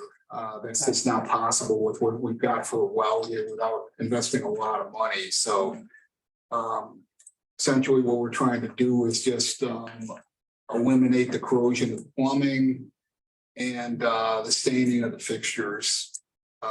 So it's an ozone system which would address the iron and sulfur, and also iron bacteria, which one of the vendors maintained, she was seeing in our toilet tanks. One vendor had simply proposed an iron filter, which would be a savings of about $1,500, but the problem with that is it's an aeration system, which is actually, if you've got iron bacteria, it's actually going to feed the bacteria. So she recommended against it. But the other vendor, that was the cheapest option, so that's what they proposed originally, until I asked them both to propose on the ozone system. And again, that's what Bruce has got over in the Highway Garage, and so yeah, that's it. And we'd be replacing the pressure tank as well. The pressure tank's 30 years old, and eventually a bladder tank's gonna fail anyway, so we've got grant money. Just figured we might as well replace the pressure tank too, and that gives them some options. If they can pull that pressure tank, that room's really tight anyway, so they can rearrange the setup so that they can hit the softener and the iron and sulfur ozone system in there better. So this is going to soften the water and it's gonna reduce the iron and sulfur in the water, basically. So the reason I wanted you up here is because I want to make sure I was clear on, we're going with the middle option, which is this a smaller size pressure tank, Right. not the bigger size pressure tank. But Don't really need. a pressure tank. Yeah, both vendors felt the tank in there now is a lot larger than what we need, being that we're only feeding toilets and sinks in the lavatories. So we'll go with a smaller pressure tank, save some money. And that would be with Amber. Right. Okay. So just to remind the board, because this has been an issue for a while, we got money from the county for county ARPA money to do infrastructure work. And one of the things included in that was this water treatment for the town. And I think at the time it was like $8,600 or $8,700. Don't quote me. I can't remember the exact amount that we asked for, of which they would pay 75%. We would kick in, the town would kick in 25%. So Amber, however, has come in at 7290, which is less than what we were. And it's the lesser of the two proposals you got, or bids you got. So we would get 75% of that covered by the county. So the town's portion is less than two grand to have this system put in. And we've got the money, we budgeted for this, so. So I would ask that Amber to do the ozone system with a 22-gallon pressure tank. The water softener for $72.90. second, any discussion? All those in favor? Aye. Opposed, motion carried. Thank you. I just did a better job of explaining it than I would. The next thing on the agenda, when our insurance came in this year, our general liability, et cetera, there was quite a jump in the cost. It went from about 36,000, I forget exactly, to 42 or 43,000. And when I inquired as to the reasons why it was such a significant jump over the last several years, I was told it's because of cyber liability coverage, which nobody wants to cover anymore. And if they do, they want to cover at a minimum and charge you a high premium, which is the worst of, God bless you if that was a sneeze, which was the worst of both worlds. So I asked our broker, Eastern Shores, to look into what else was out there that we could use other than NYMER. So they came back with two options. We currently have insurance through NYMER that costs us $3,230 for the year, but our limit, it only insures us up to $250,000 with $1,000 deductible, which is really nothing in the cyber world. So we have two options, one with underwriters at Lloyd's. The same limit would be $2,680, same limit, 250,000. But even if we went up all the way to $1 million, which in my opinion, we should, and with a $2,500 deductible, it's still less by about a little bit less than $100 than the insurance we have right now. So it's $3,147. And then the second option is through Travelers. And they have two options. One is $500,000 limit, $2,500 deductible for $2,869 a year, or for $1 million limit with a $2,500 deductible, $4,181. So my question to the board is, which store do you want to choose? Because there are several options here. I don't think $250,000 is a lot.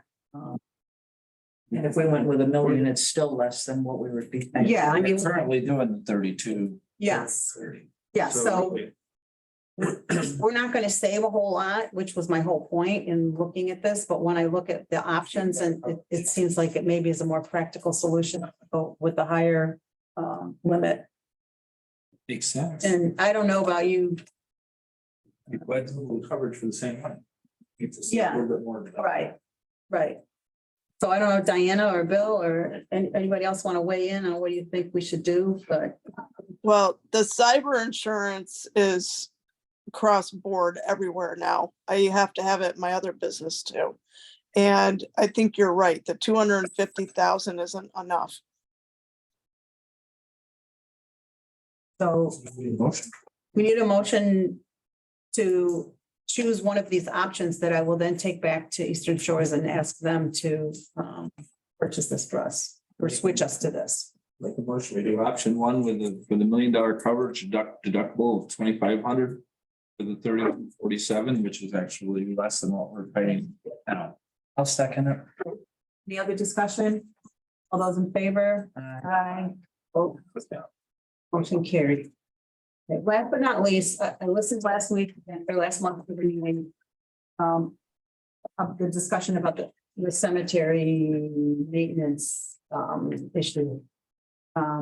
And the whether or not we should apply it to everyone, so to speak. So I've had conversations with the Historical Society and with some of the board members, but also with the Pompey Center or Pompey Hill Cemetery as well. And I think in fairness, the town, if we want to do this, should establish a program at budget time where we, in between now and then, we would put together an application that would require a cemetery to give us their not-for-profit status because only not-for-profits would be eligible for any assistance from the town. Tell us what their need is, give us what their budget is. It could be very simple. What is their ask? How much do they want? So we could take a look at that. We could do that now, put that out there to all the cemeteries, see what we get back, and then at budget time, make a decision rather than doing for one and then having the rest of the cemeteries feeling like, well, why did they get special treatment? And the only reason they got separation is because they asked. So if you want to ask, we'll consider it. So I think, I don't know if the board would support that kind of approach but I don't want to single us, I don't want to leave one out. And there's definitely some that have need other than Pompey Hill. So what are your thoughts on that? I'm not going to pursue it if you think you don't want us to do it at all. I know you said stuff about fundraisers and things that are private.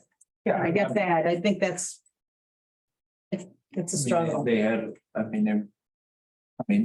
Pompey's doing some pretty good stuff trying to raise some money for it. If you're gonna do for one, I think you have to. Have you been up there on their lawnmower yet? No, I.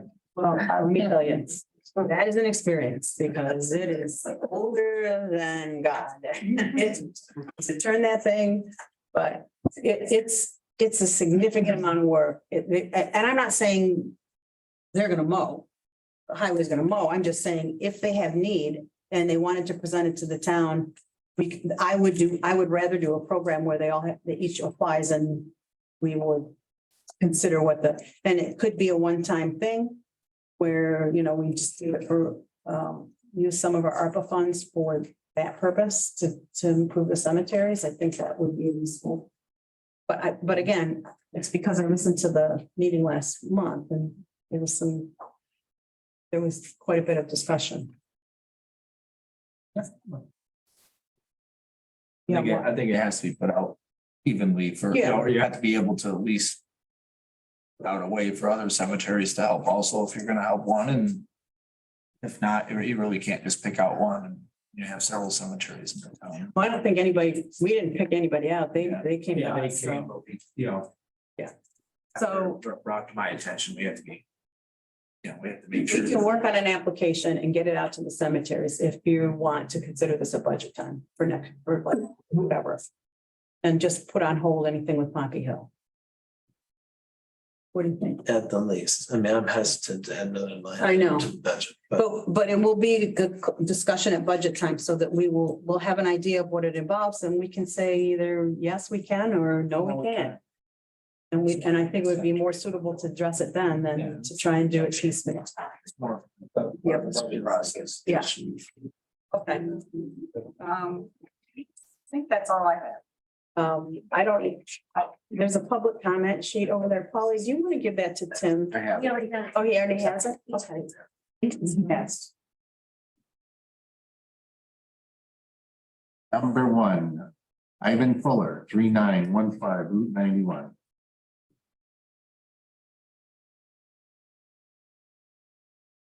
Ivan Fuller, 3915, Route 91. Yesterday morning, I noticed a town of Pompey truck coming down Route 91.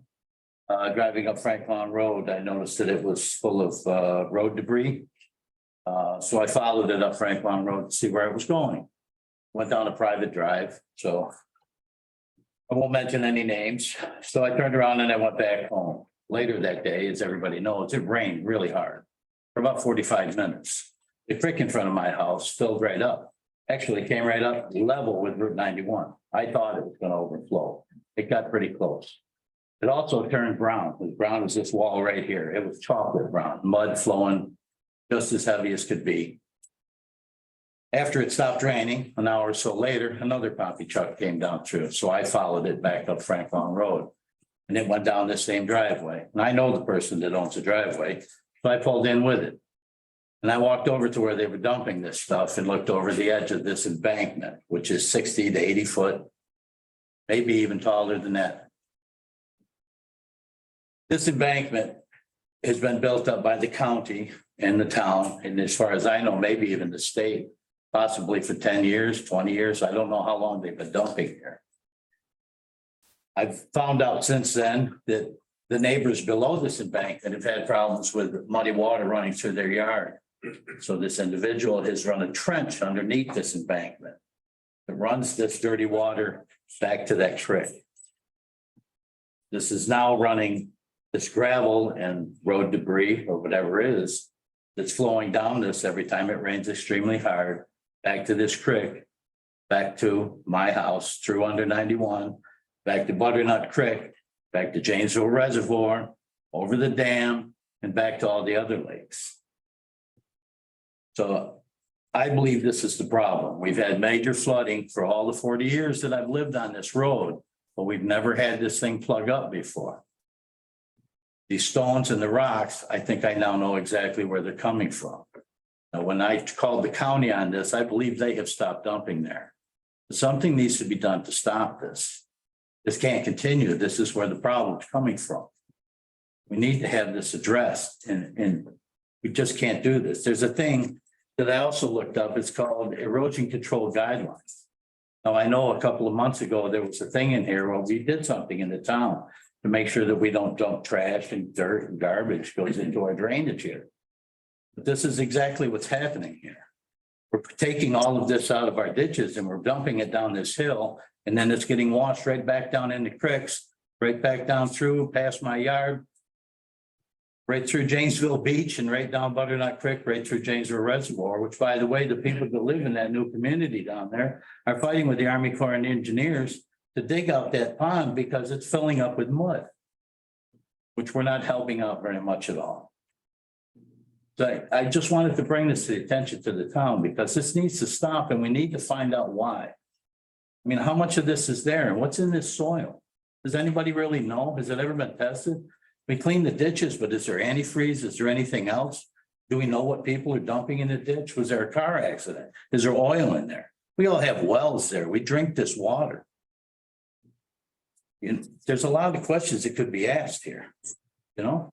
And to me, this is just, when I found this out, it's heartbreaking. I have 48 pictures here that show all of it. My wife walked up through here last fall and showed me all this stuff, but I didn't really believe that that was where it was coming from until I actually followed it in the hard rain. And when I stood on that cliff, I couldn't imagine that it was this tall, that someone would have actually built this thing. If we got the 6 inches of rain that they got in Vermont, what would happen if this thing ever broke loose? Is it really wise to do something like this? I guess that's all I got to say, but I'm really heartbroken that we would be involved with this, and this is so disrespectful to the neighbors, you know? And now that I found this out, I'm just absolutely heartbroken with this town. With the county. I've been trying to find this out for a long time, and I believe that people have known this and they've hid it from me. I'm not saying you. No. When I talk about the board, I don't mean you people. And I normally, There's been a board here for a long time. It hasn't necessarily been you folks. I normally try to refrain from responding, but because of what you did yesterday, which was go up there and confront one of the highway crew and take them to task for dumping, et cetera. I had our engineer go out there today. And I was out there today. And so was the highway. He's inspected the site. This site has no impact on the stream. The county I called today, the county is still using that site. They review it every year with their engineer and use it, and it is not impacting the stream. So It's a trench. I would like to know where the trench is. I can show you a photo of it right now. Well, let's not do that this minute, but if you want to do that before we leave, you leave, come up here. And I'd like to see, but to my knowledge, both the county engineer and the town engineer said that site is perfectly fine. And I guess what I never realized is that when you dig a ditch and there's debris, it's not road debris, it's ditch debris. There's places that residents are willing to take the fill. I understand that, but Just saying, it's not just that spot. But So, is there no limit? I mean, you can just, so you live on a hill like Frank Long and you can just keep building it till you're 150 feet high above your neighbor? I mean, I'm just telling you that I had our town engineer, obviously I took it seriously. I took it seriously. there is a trench at the bottom of this ravine that catches this overflow and it runs it right back to the. Because if you see where the dumping is being done, it is nowhere near the stream. It's What completely. I'm saying is at the bottom of this hill. Yes, I know what you're saying. Yes, so I'd be curious. I'd like to see that. But thank you. Linda Wellner, 6955 Frank Long Road. The owner, I'm really pleased with your decision to not change the zoning for Frank Long. Thank you.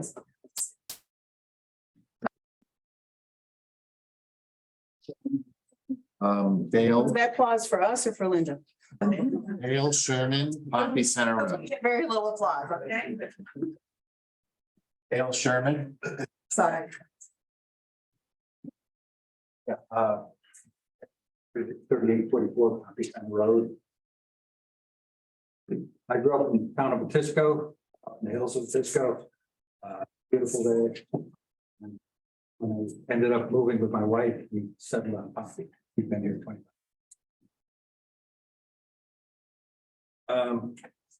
I've heard a lot of debate around this solar, and there's a lot of contention around it. There's also a lot of misinformation around it too. And it concerns me because one of my earlier jobs was working in national security as a civilian contractor. And I worked, ended up going overseas for work.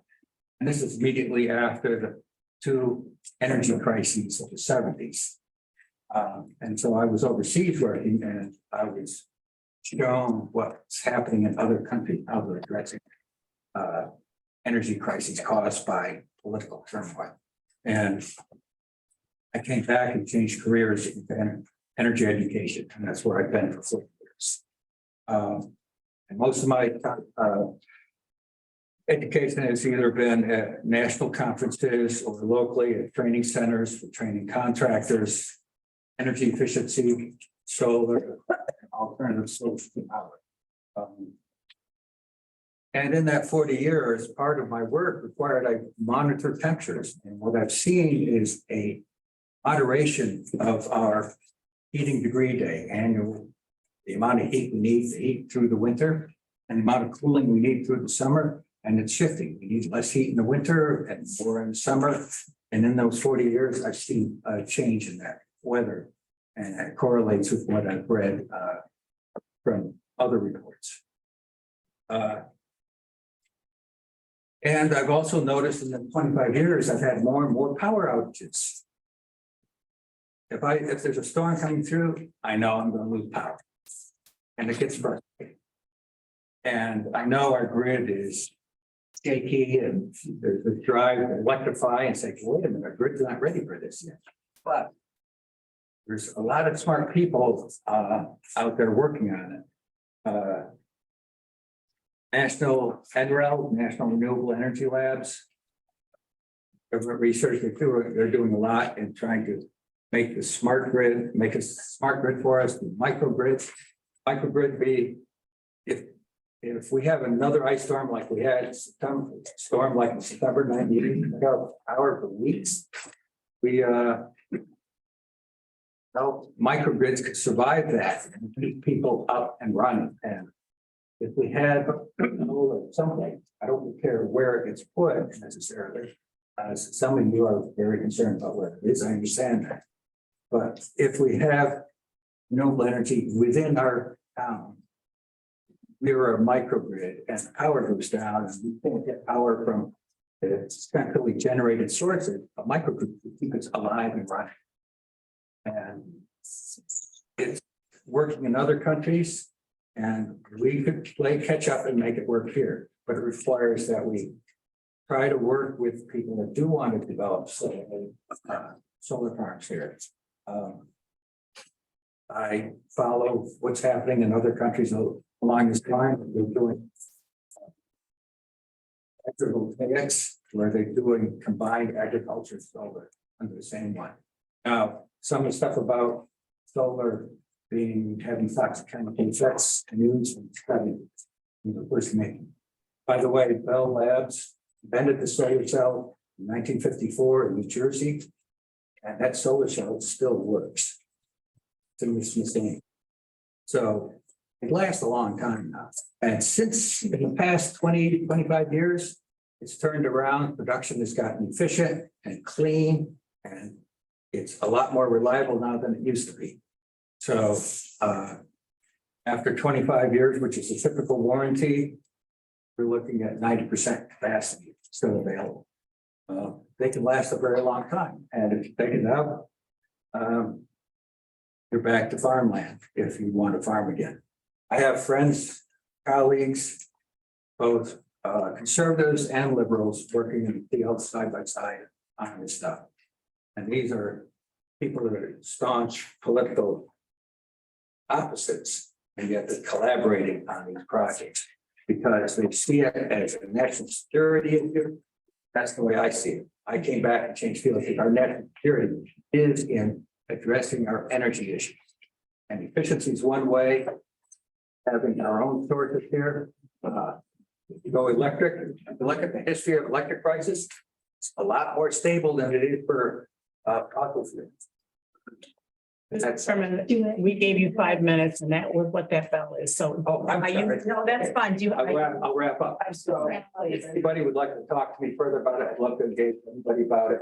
But please, if you have doubts about this, look at your sources, because you'll find that a lot of the misinformation that some of you are parroting is actually coming from the American Petroleum Institute through the American Heritage Foundation, and it's misinformation. They can easily dispel. I'll talk to anybody that wants to talk about it at any time. Thanks. Thank you. Nate Podgner.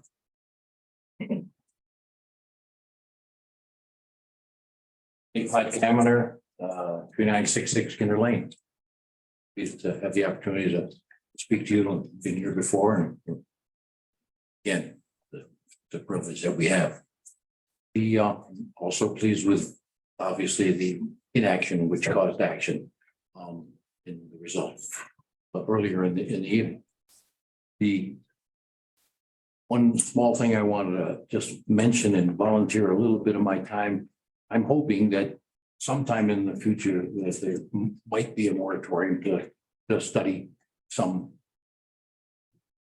solar and uses elsewhere in the town. And I would volunteer my time to be on that committee if you wanted. If you wanted a citizen to be involved, I'd love to be involved with that. The other thing, having Ruth there, this is perfect for me because it's been a frustrating few weeks, months, whatever. We worked together with a lot of people and it's been good. So I just went back in my historical collection of material. And I found a speech that we all know that it started four score and 7 years ago. Our fathers brought forth this on this continent, a new nation conceived liberty and dedicated to the promise of men are created equal.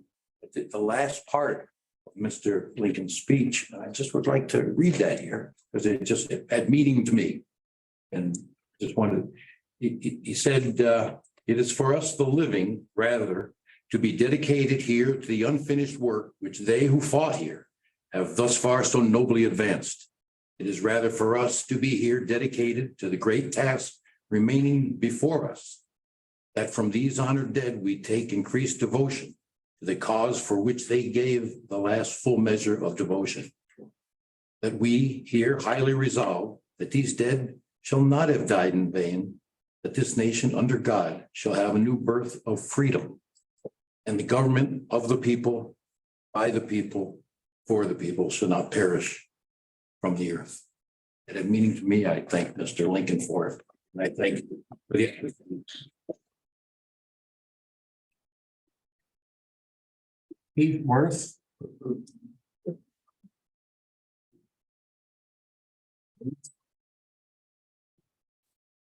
As a non-resident, thank you for allowing me to speak. I live in the village of Fayetteville in the town of Manlius. I added solar to my house 12 years ago and support the development of solar farms in the town of Manlius. To date, the town of Manlius has approved 7 solar farms. Climate change is real. Climate change is serious. There was a simple experiment done about 150 years ago that determined that the gas carbon dioxide had heat trapping properties. At the beginning of the Industrial Revolution, the CO2 concentration was about 280 parts per million. Today, it's over 400 parts per million, and it's increasing. It's due mainly to the burning of fossil fuels. Last week, Monday, there was a worldwide average temperature record set. That record lasted 24 hours. It was broken on Tuesday. 2 days later, the record was broken on Thursday. The average temperature around the world is going up, and it's due to the burning of fossil fuels. It's a scientific fact. You don't have, whether you believe it or not, it's a scientific fact. This is resulting in increasingly destabilizing weather events, droughts, floods, etc. On the way here, the gentleman mentioned the floods in Vermont. Vermont has experienced catastrophic flooding throughout the state. 120 people have been rescued. They had 2 months of rain in 2 days. More rain is projected this coming Thursday.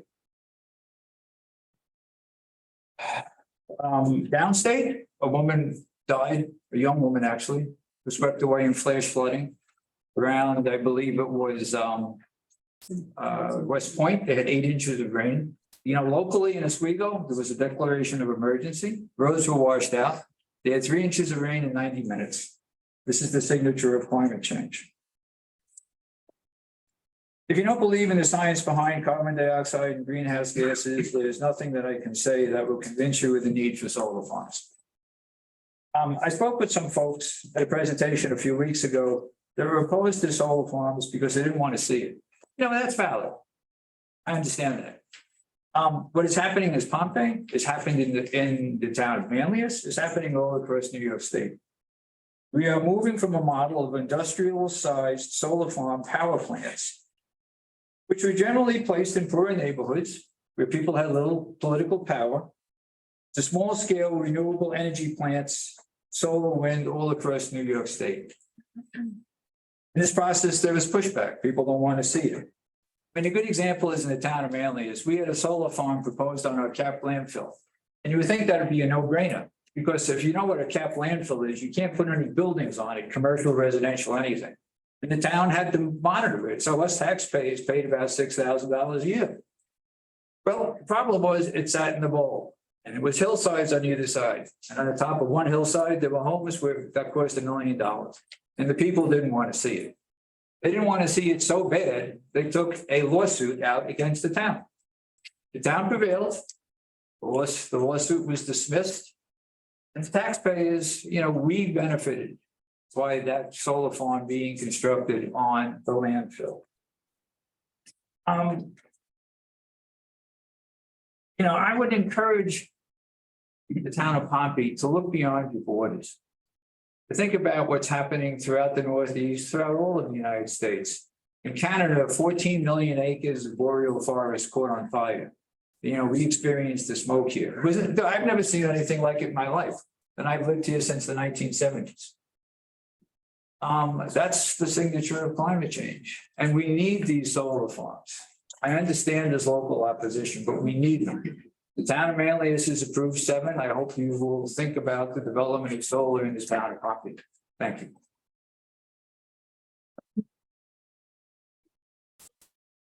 J.R. Anthus, 711 Whitney Farm Lane.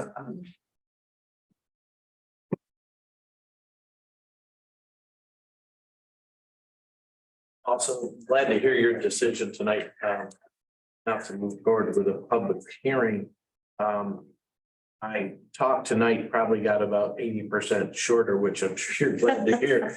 I'm glad for that. I'll just say a couple of things briefly. That fact versus fiction report that they came out with, I read it and I think it's highly disputable.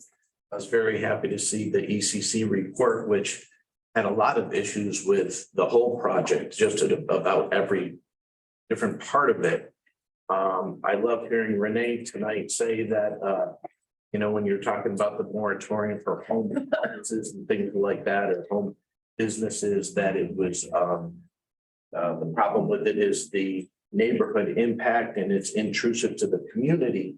And I don't think anything's more intrusive than a solar park around your house or in your backyard. And 1,000 feet sounds very far. It's not far at all. It's your backyard. One of their things in there talked about the glare to airplanes and stuff. I don't really care about the glare to airplanes. I care about the glare in our neighborhoods. And if you talk to John Lamont, he's the state assemblyman in Jamesville. He's a good friend of mine.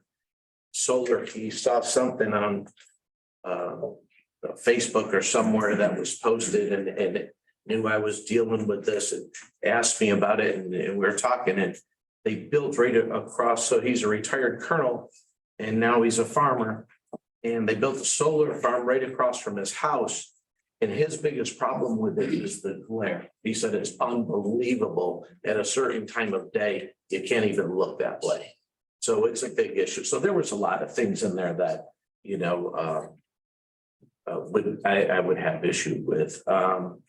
And again, I just want to state that myself, the Pat Kameners, a lot of Karen Kenny has one. We all have solar, a bunch of us up there. We're not against solar.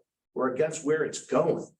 Put them anywhere that's not going to disrupt someone's life. In their report, they talked about how property values in neighborhoods within a half a mile of the values have only gone down 1.5%. That's horrible. We've just had property values the last few years skyrocket. Like I thought I'd never seen Syracuse, New York, LA. I could see them going up Florida. But not a lot of people want to live up here. And in my lifetime, values of the homes didn't go up very much. Now they've skyrocketed, but property values in their own report have gone down 1.5%. So there's a lot of issues here. I would say, let's just, if you move forward with this, there is still, and he mentioned they've spent $5 million. My opinion is they've spent nothing. They're getting state funding, they're getting money, they're going to make money, and it's going to go to Connecticut. So I don't know about the money they've spent, but let's take some of that money and spend it on finding the right place. Thank you. Tom Byrne, 7099 Frank Long Road. Yeah, hello, yeah, I worked on Whitney Farms, the original farmhouse, and was I loved hearing you talking about the original farms and all that, and y'all moved out here. I mean, everybody's talked about it numerous times. We moved out here for a reason, because the beautiful farmland and the natural setting. And for these guys to come in and tell us that it's not a problem to jam that thing on the side of this hill, I mean, really appreciate the process of, I understand it's a process and you had to listen to all our complaints, but it's overwhelmingly, everyone is against this project on the side of this hill. I might be wrong, but is it the second steepest hill in Onondaga County? Yeah, it is. I mean, to put this thing up there and say you're not gonna have, you mentioned the 6 inches of rain. I kayak up at that Ball Mountain Dam right there in Londonderry, Vermont. They're flooding out all the trailer, the camping sites and all that. I'm very familiar with that area. If that had hit us here, I mean, I wouldn't even want to think with all those panels on the side of that hill, the damage that would have been caused down at the bottom. You know, lucky it didn't hit us. But, you know, and as far as this Climate Leadership Act, Sean didn't point out that, you know, a lot of that money, like the environmental studies, the first proposal from Seaboard was just a cookie cutter proposal. If you go online and see their other proposals to other towns, it looks identical. They just changed the name at the top. Some of the descriptions of Frank Long don't even match that area. Then they revised it and fixed it, they put some money into it. Once they got further along, that original proposal was not even pertinent to this area. And the other thing that really I brought up before numerous times is the DEC report. It's right on the town website. I understand it wasn't part of the proposal, but it says right on there, you should not cut these trees down. It recommends not doing that, whether it's 19 acres or 30 acres. It says not right to do that. And then they turn right around. I understand with this climate leadership thing. The agricultural markets, the guy Richard Ball signs off and says, I don't see a problem here. I just don't, I understand everybody wants a greener planet and we, you know, that Canadian wildfire, you know, I got asthma, I only breathe in smoke in. And I think generally speaking, we all want a clean planet and everything, but just this whole project was just from the get-go is, you know, a terrible idea. And I appreciate the board listening to us. And then as far as Seaboard goes, one last thing, right in Solar Builder magazine, they've got 9 projects going right now. They're trying to sell to Nautilus. So for them to say they're going to stick around and do all this stuff, they're not going to be long. As soon as they get the permits, they're going to sell them to Nautilus. Nautilus actually builds them. They've got 54 megawatts of power. They're trying to sell by the end of 2023 to Nautilus, which is the biggest company in New York State. So I just disagree with a lot of the comments I've heard from them. And thank you for your time. You've already made a decision. Yeah, I know. I think you're telling me, I just didn't want to hear the over here. Yeah, I know. I didn't want to bring all that stuff up again. I just get passionate about it. And that's It's fine. yeah. Danny Birch. Birch. Oh.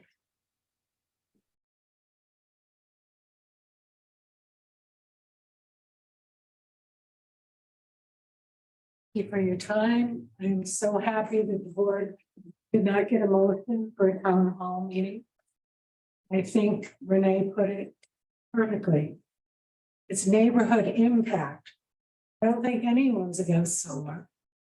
I know a lot of people on my street, not a lot, but people on my street have solar. It's where you put it, the neighborhood impact. And why do we live in Pompey? Because we love nature. We love the beauty that surrounds us. We like our big properties.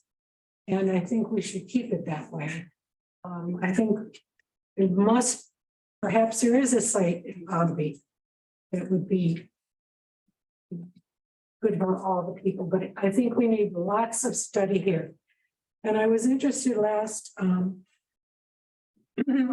meeting when one of the speakers got up and cited numerous lawsuits against Seaboard Solar.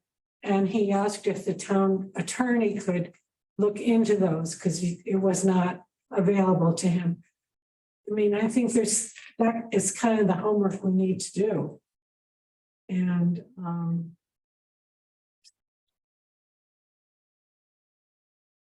I think there's lots of small issues, like how do they keep the weeds down? Lots of herbicides, and that runs down the hill. I just think there's lots of things to look into here. And I found your comment refreshing, and I think that's what government's about, to do the work of the people. Thank you. Shan Brazo. Sean. He's on. I guess. They were. Also. Yeah, I said they. Paul Drexler. Not me. Excuse me. Thank you, guys. I think he might still be here. Sean? He doesn't want to speak. Oh, all right. I'm not going to address Seaboard project at all. I'm going to talk about solar energy purely. Many of you don't know, I lived under a solar array for 35 years. Good sized one, ran our whole house. When the power would go out in Pompey, we'd all pile in the car and drive around through town and laugh at all you guys out and go home, and then go home and watch a movie. Our array was not on our house, it was on a freestanding pole, which wasn't much different than what happens in a solar field. We upgraded 13 years ago to a 24-volt system because we are a battery operated system. Our house is on solar because there was no way for us to connect to the grid. And there still it wasn't, because Hills Road, Swamp Road, it's different names at different ends. Power doesn't go all the way down the road. It goes into the ends and then leaves us, who was right in the middle. The last estimate that we got just for kicks and giggles from National Grid to run electric down to our house, it was about 5 years ago, was $150,000. Just for the privilege of paying them every month. So we thought, well, it must have been 10 years ago, because that's 13 years ago, because that's when we upgraded our solar system. We laughed and laughed. For 17,000, we put it on kick-ass solar system.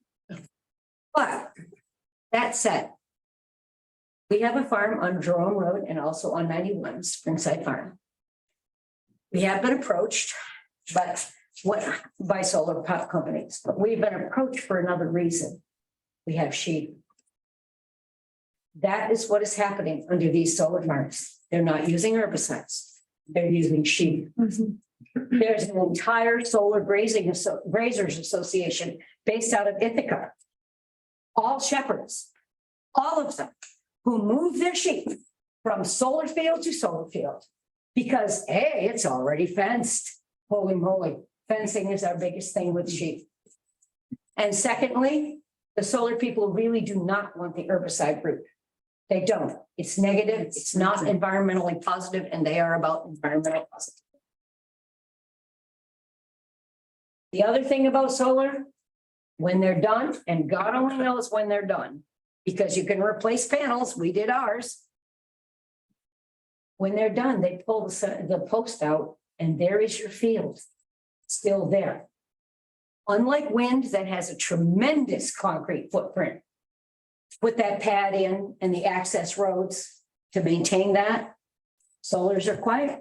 They just sit there. And the sheep think, oh, look at the sheep. And they have a wonderful time. So this is actually another industry that has sprung up down in Tompkins County of solar grazing with sheep. And we have been asked because God knows we have sheep. And then we thought for a minute, oh, I could put the panels right in our pasture and wouldn't lose a ding dang thing. We wouldn't. We'd still have land. We would have feed for our sheep. We already have the fence. It's a debate. It's got to go somewhere. Most of our pastures, most of the places that are ideal for sheep should not be plowed. The solar field has a sod base underneath it. So when you worry about rain, that sod mat will hold water. It won't run off. It will actually be a positive trade. And also because we are in agriculture, and we also have long-term crops. We have about 100,000 Christmas trees on our farm alone, growing here in Pompey. We grow premium Fraser. Long-term crop. Long-term crops like the apple people and the grape people.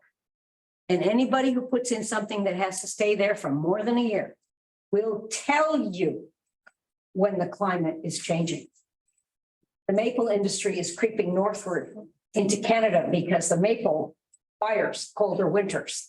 Vermont is suffering with their maple production and with the change in climate. We grow Fraser fir. They want it high, dry, and cold. Welcome to Pompey. People have bought land in Pompey specifically to grow Fraser fir. But if it warms up, that freeze that we had right before Memorial Day, yeah, our blueberries took it in the butt because they were just at the wrong time. But they're not supposed, well, we, not completely. We put out irrigations, we coated them all in ice. So we are going to have a blueberry crop that's coming in right now. The raspberries are late, but they're coming in right now. But we grow long-term crops. So climate change is real. And we have to do some. And it has to go somewhere. That's it. That's it. Sorry, I didn't have the sheet. What? I didn't sign up. Do you mind if I speak real quick? Sign.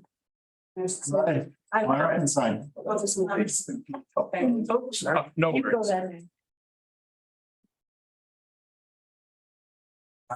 I'll write small. You can write on the back. Don't worry, I'm not going to talk about something.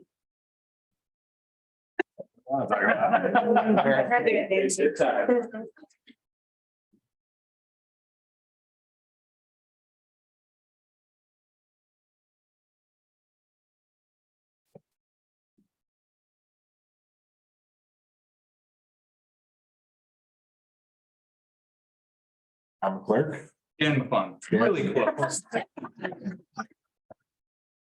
Oh, I was gonna say Don McLean and I was. But I'll take it. All right, I took some notes. I'm gonna be real quick. I know everybody's tired. It's the end of the day. You know, during the conversations about the home businesses and the solar, I wrote down a couple phrases that the board used. They talked about being concerned about businesses being intrusive to neighbors, businesses having community impacts. And, you know, a statement was made, neighbors' concerns are our concerns. And, you know, I like hearing things like that. That's important to me. And a gentleman speaking earlier said, hey, you know, we moved out here for a reason. And, you know, that's peace, quiet, nature, beautiful landscapes. That's why we're here, right? That's why we moved out here anyways. We looked for land for 3 years. And, you know, my hope is that the board keeps these statements in mind and applies them uniformly and consistently for all businesses, you know, as the months go by. This is home-based business, Dan, just so you're clear. Well, nonetheless, I think those statements apply. Yeah, they do. But the one thing I would say, and I forget who else was talking about it, something back there. What the town board's job is with the overlay is to determine locality. Is it an appropriate locality? That's what's that's what we're here to do. The rest of it, if you get past us, is planning board. Planning board. So I'm just saying locality is what we deal with. We're not looking at the entire picture, but. This point is still supposed No, I get it. to the, you know, if it matters for one, it should matter for all. Exactly. Thank you. I get it.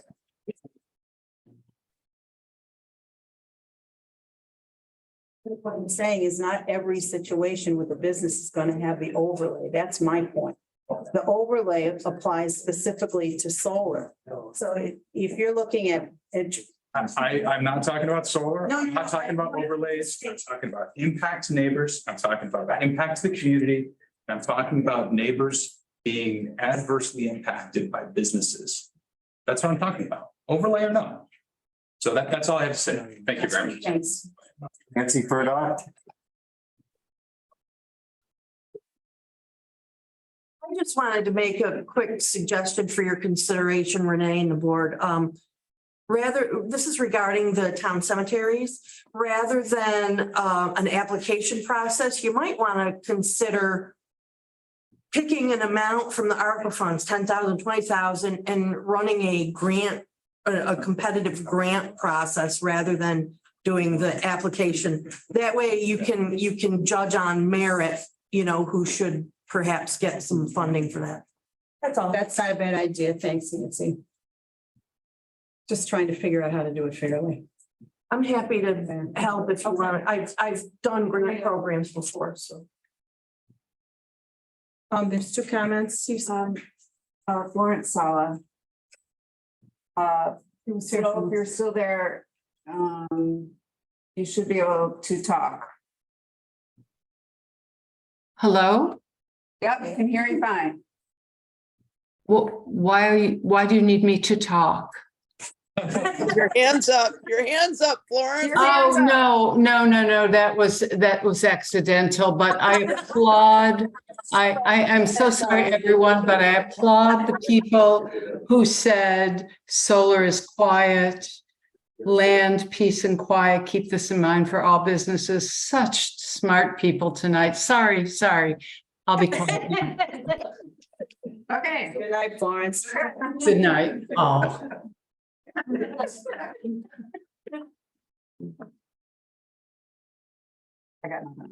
Oh, I thought you had one more. I would make a motion to adjourn this meeting.